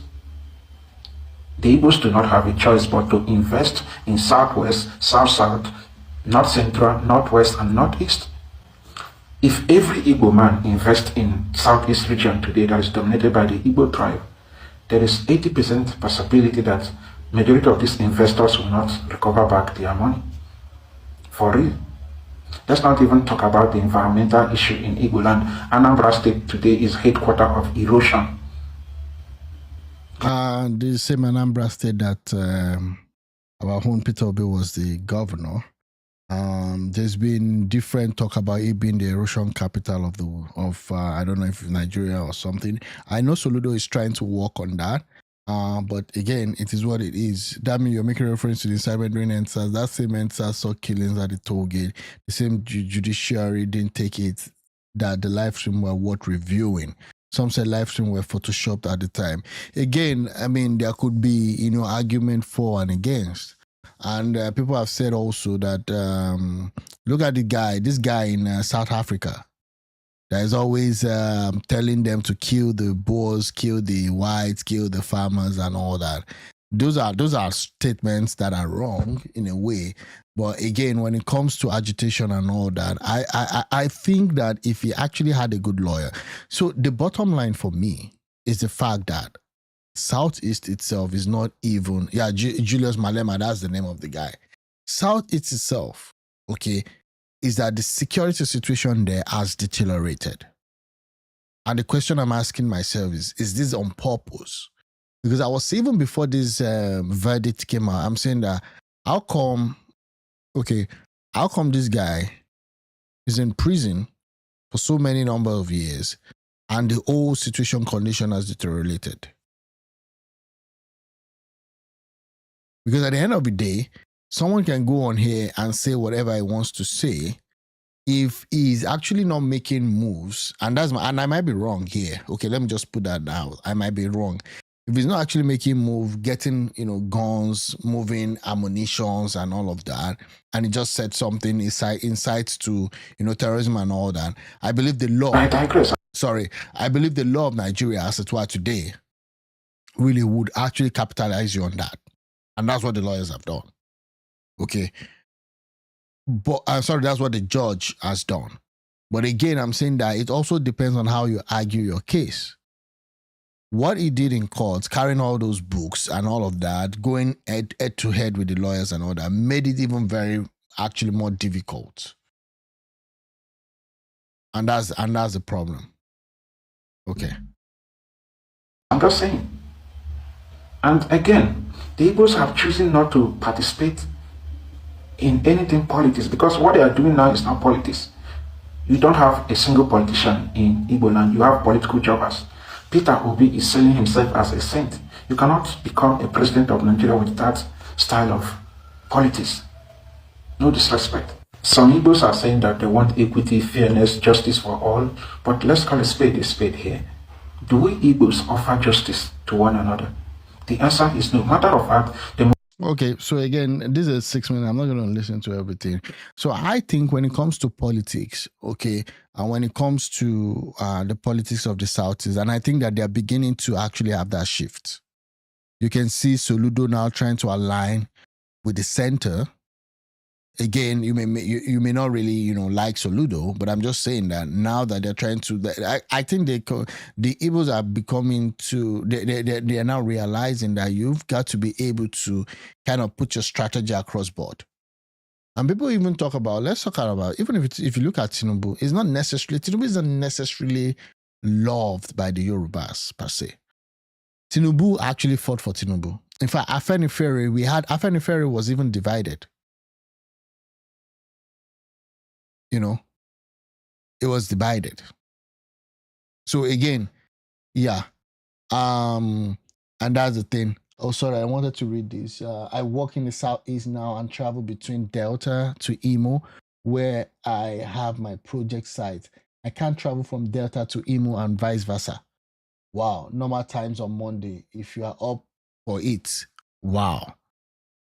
You can try to get around 4 p.m. and hope no backlash. And this is due to the security issue, I believe.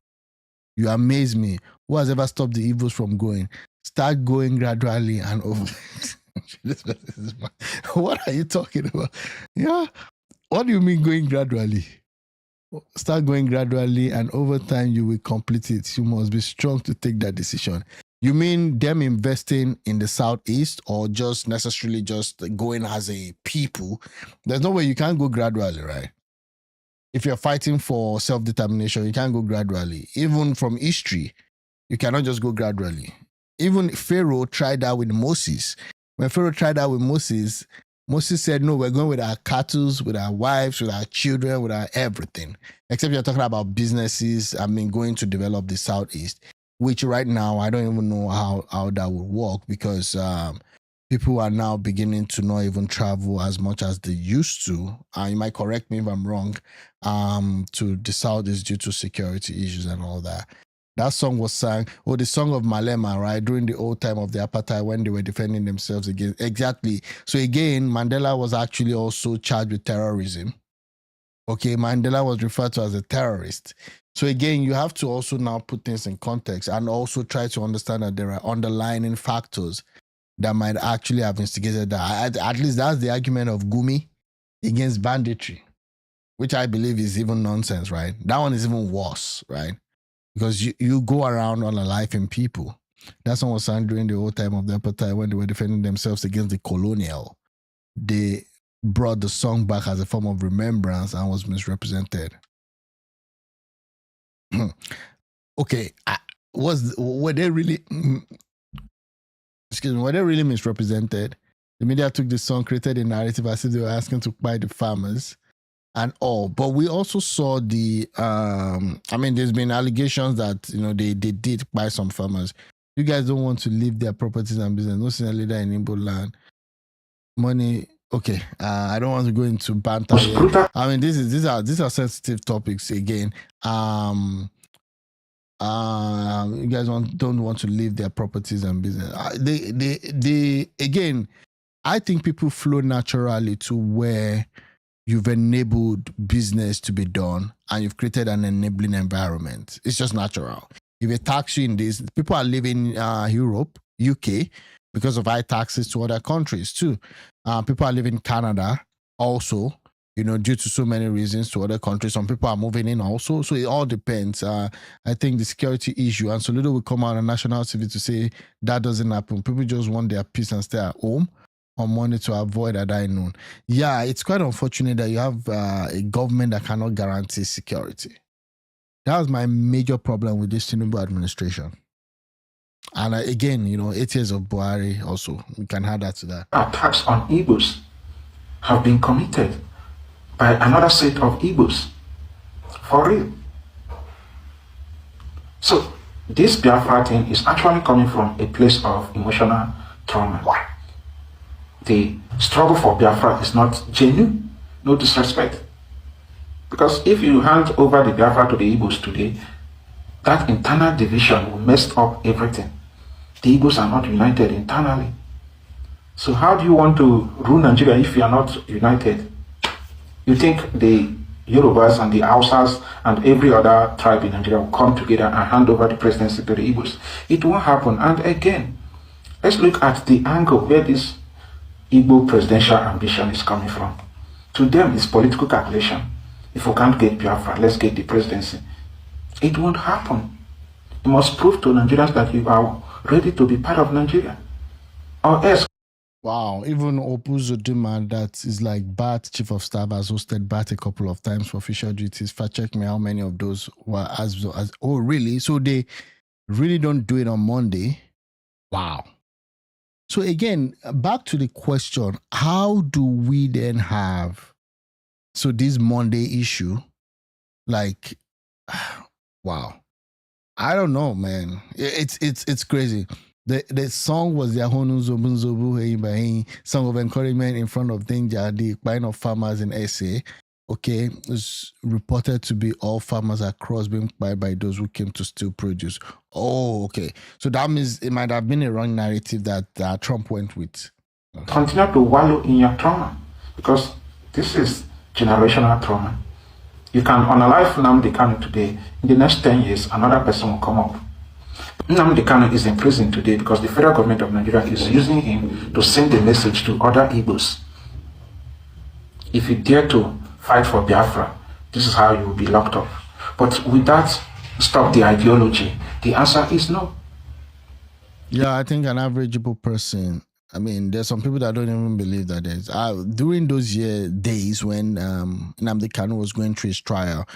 I mean, I get messages almost every time, free Nnamdi, this, that, and they come to my field because again, there's their ideology, you know, and again, rightly so. You cannot deny the fact that you cannot deny the fact that, you know, there have also been some bad times, some dark history of Nigeria. My guy is confusing himself. The Igbos are not united. Yes. So how will he now say all Igbos want Biafra? How can we all want? Yeah. So again, I think he is even now saying that in terms of the unity. Yeah. Again, I think that's a fair point that you've raised that not all Igbos do want that. Not all Igbos is fighting for that. And but again, the people that are fighting for that seems to kind of overshadow, you know, people that don't want it. And again, people that don't want it, or people that maybe they don't even really, they're just indifferent. You know, some people are just, it's not as if they want Biafra or they don't want it. They're just like, just let me live my life, like what you've said. People just want to live in peace. The problem is that we live in a situation or in a dispensation where people, even when you have an alternative stuff, you're not allowed to express that. You're not allowed to say your own truth. You're not allowed to say this, you know, and then it becomes a little bit that everybody, that what people see, the narrative, you know, is that everybody wants it, because that's what we see. We like an average person that don't want, you know, that don't want the Biafra cannot speak up as an Igbo person, because again, number one, you may not even, you know, number one, you might even be ostracized. Seriously, I'm not Igbo, but feel these people have been really marginalized. I agree with that. I pray Nigeria as a country gives consideration to them. I think we must be a country, we must think as one. Yes, again, and then it also takes two to tango. Okay, I think it takes two to tango. There must be that mutual respect. And that's what mutual respect, mutual values for life. They call people no man's land. Yeah, again, I mean, there are definitely actors and all that. But I also think one of the things that have brought this conversation and even this dispute to the fore is because you now have also the elections of Peter Obi that happened in 2023. And apparently, it was seen as a way to also stop, you know, the Igbo's accent to presidency. So that actually brought out a lot of years of animosity towards each other. And the last time I see that, you know what, when Peter Obi was actually going for presidency, people all around the country, the Southwest, Yorubas, there are people that, you know, and not necessarily because I hate or like him. No, I was just like doing my analysis just the way I do and say, you know what, this is how I think the election will go. That I'm more scared that actually Atiku might even win. Okay, as against the Tinubu. But it's going to be an uphill battle even for Obi, given the situation of Nigeria. Again, I'm telling you, given this is Nigerian situation, a lot of people are uneducated. In certain parts of the country, there's a religious ideology in certain parts of the country. And again, people just vote based on ethnic line, religious line, and all that. And that's one of the reasons why Obi won Lagos. And I said, this is my stuff. And these people, I'm even talking to their Yorubas. And we became like, they started going at me, fighting at me and all that. No, this is just my prediction. I'm not necessarily saying that this guy is the best person or not. And that's the problem. Yeah. The guy is making sense. You can't claim that you want to live in Nigeria at the same time you want to be. Yeah, I mean, there is a conundrum to that. I agree that the people who are crazy about Biafra, so the thing is that the people who are agitating for Biafra would definitely want to suppress other voices that don't want to be. You know, and if you come with another stuff, you know, they're going to shout you down. Yeah, it's ask those property owners to bring out their genuine property papers. Oh, when you talk about property, that's a long story. I remember Obi also said they did destroy a spawn of his property in Ikeja, but then the question was that what was the whole thing? Now we discovered that it was actually a case between some other guys and Peter Obi's brother. Peter Obi, I'm a black American and I see the Igbos as the brain of Nigeria. It should be respected gracefully, but they shouldn't get the big head. Yeah, I mean, everybody in Nigeria is the brain of Nigeria. I'm telling you, you have a lot of Igbos that are industrious and doing good things. You have a lot of Yorubas that are also doing good things. You have a lot of Hausas that are also doing good things. And in all of the major tribes also, there are people that are not also adding value to the country. Okay, yeah. So that's my own thought about that. Peter Obi enjoyed massive organic. Oh, the support that Peter Obi had. In fact, the showing of Peter Obi was really great. I don't think if it wasn't Igbo, it would have gotten more. I just think that, number one, the timing between when running an election in Nigeria is not a child's joke. Okay. And I think it got a lot of support. It was also strategic with respect to social media. They honed the social media space. When Tinubu's clan were even kind of not really that effective on social media, Tinubu's media team was ineffective. Tinubu was not even having any chit chat with the press because he already, had done his calculation and they already knew how he was going to win. But that being said, Peter Obi enjoyed massive organic support. That would be the first time I would see people across board come out to support Peter Obi. But now people are now being also spoken against because maybe they've raised one issue or not necessarily against the person of Peter Obi, but they just tag them as, maybe this guy is just more of a bigot, but maybe not necessarily so. I'm Nigerian. I know tribes have done more harm than good to this country. People have rather contributed positively to the country than other tribes. We hide the truth a lot. Okay, yeah. The Igbos have contributed a lot. Every other group has also contributed a lot. I don't want to go into back and forth like this, but I do agree that they've actually contributed a lot. I'll work with all, and their wisdom is amazing. Oh, okay, that's great. It won't stop. But again, it's not like Nnamdi Kanu is locked up for no reason. Nnamdi Kanu is locked up because of his utterances that indirectly led to violence in Southeast region. He incited violence indirectly in Southeast region because of his utterances. And we lost billions of naira because of his utterances, because Nnamdi Kanu literally sit at home in Southeast region every Monday. So in Igbo land, every Monday, people are not allowed to open their stores because Nnamdi Kanu have authorized them indirectly to sit at home every Monday. And this affected the economy of Nigeria. So majority of the Igbos today are not acting according to the law of Nigeria. They are acting according to their own law. And this is destroying the country. So I just want to know, do we have the banks open on Monday in the Southeast? Do we have government offices also? Do they open on Monday? It was a Muslim paper that made him win Lagos. Yeah, because churches were also against that Muslim ticket and not, it would have been, okay, a puppet for the oil cabals. Obi won Lagos because some Lagosians decided to vote and not leave it to the grassroots politician. I mean, he did win Lagos and Agbero as usual. Also, it was rumored that Wiz Osh betrayed Tinubu and gave articles fund. Tinubu and his camp would have been rattled and shaken to the core if there was a coalition of parties. Exactly. If PDP and Labour Party had actually come together in 2023. Yeah. That's why all parties are under attack now because they don't want that agreement.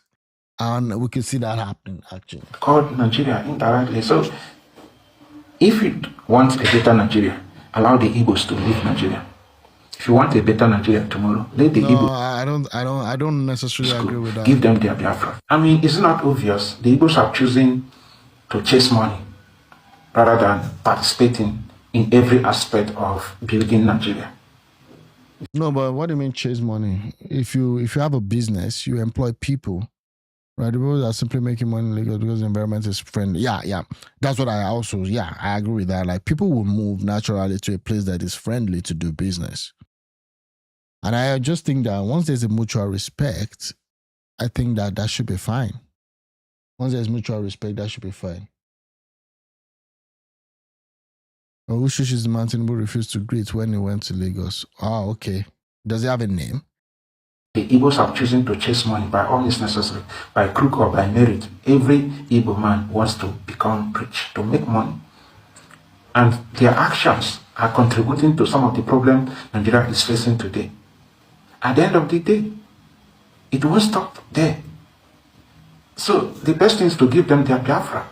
And mind you, the Southeast region that is developed today based on individualistic development is not based on revenue coming from federal government of Nigeria or revenue that is being generated by the state in Southeast region. No, the Southeast region is individualistic developed today based on diaspora remittance, not based on revenue that's coming from Southeast. The Southeast region. So what are they doing with the revenue coming from the federal government?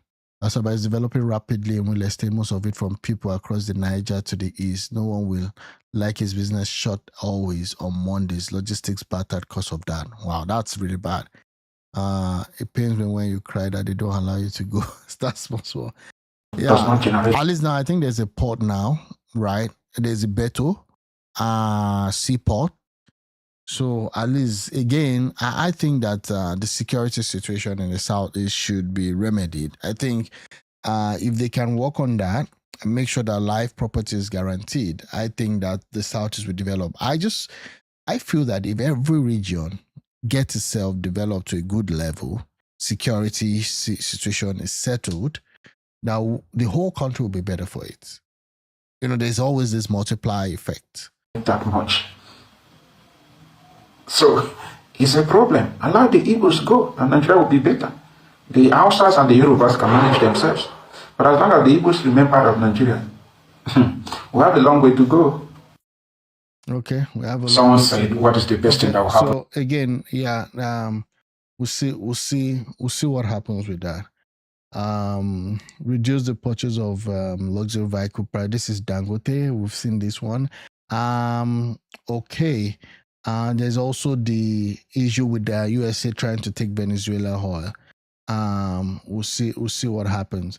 Again, that's that about that. I think it's time to go now. Okay, it's time to go now. Not to leave Nigeria, but it's time to go now. And just on a lighter mood rather.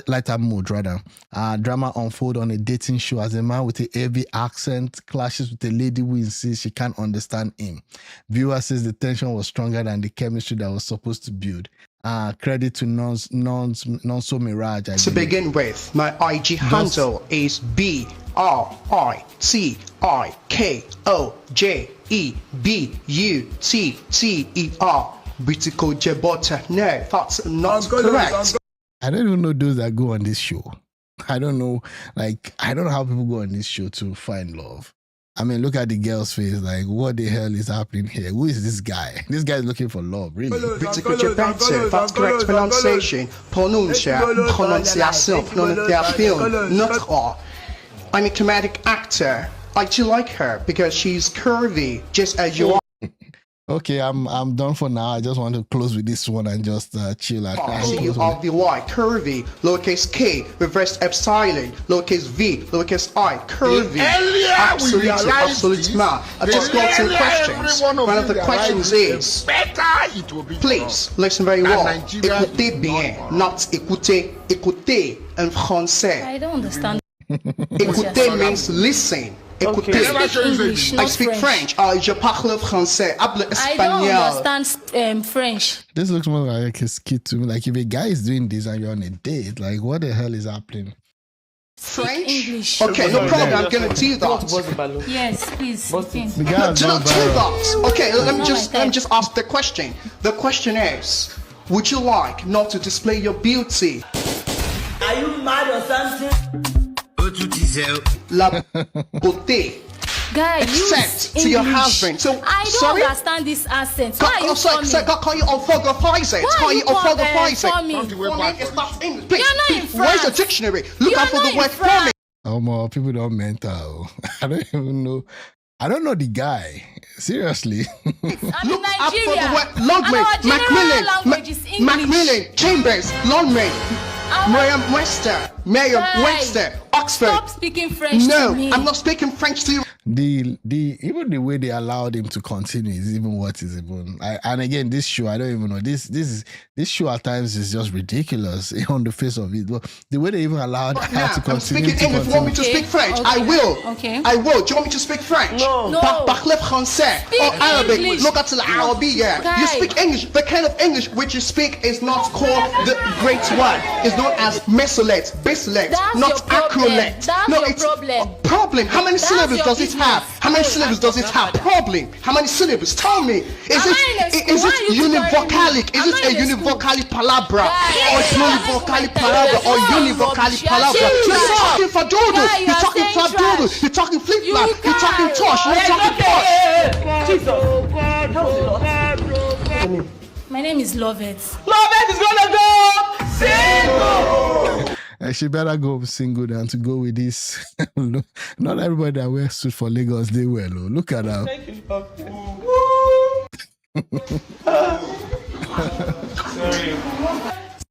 Okay. All right. Good night, everybody. Sorry. Have a good day, everyone. I heard this show is some stage thingy. I might think there is some stage in there. It has traction in Nigeria because it will not sell if people don't consume rubbish. Yeah, that's it. All right. Thanks, everyone. Have a good day.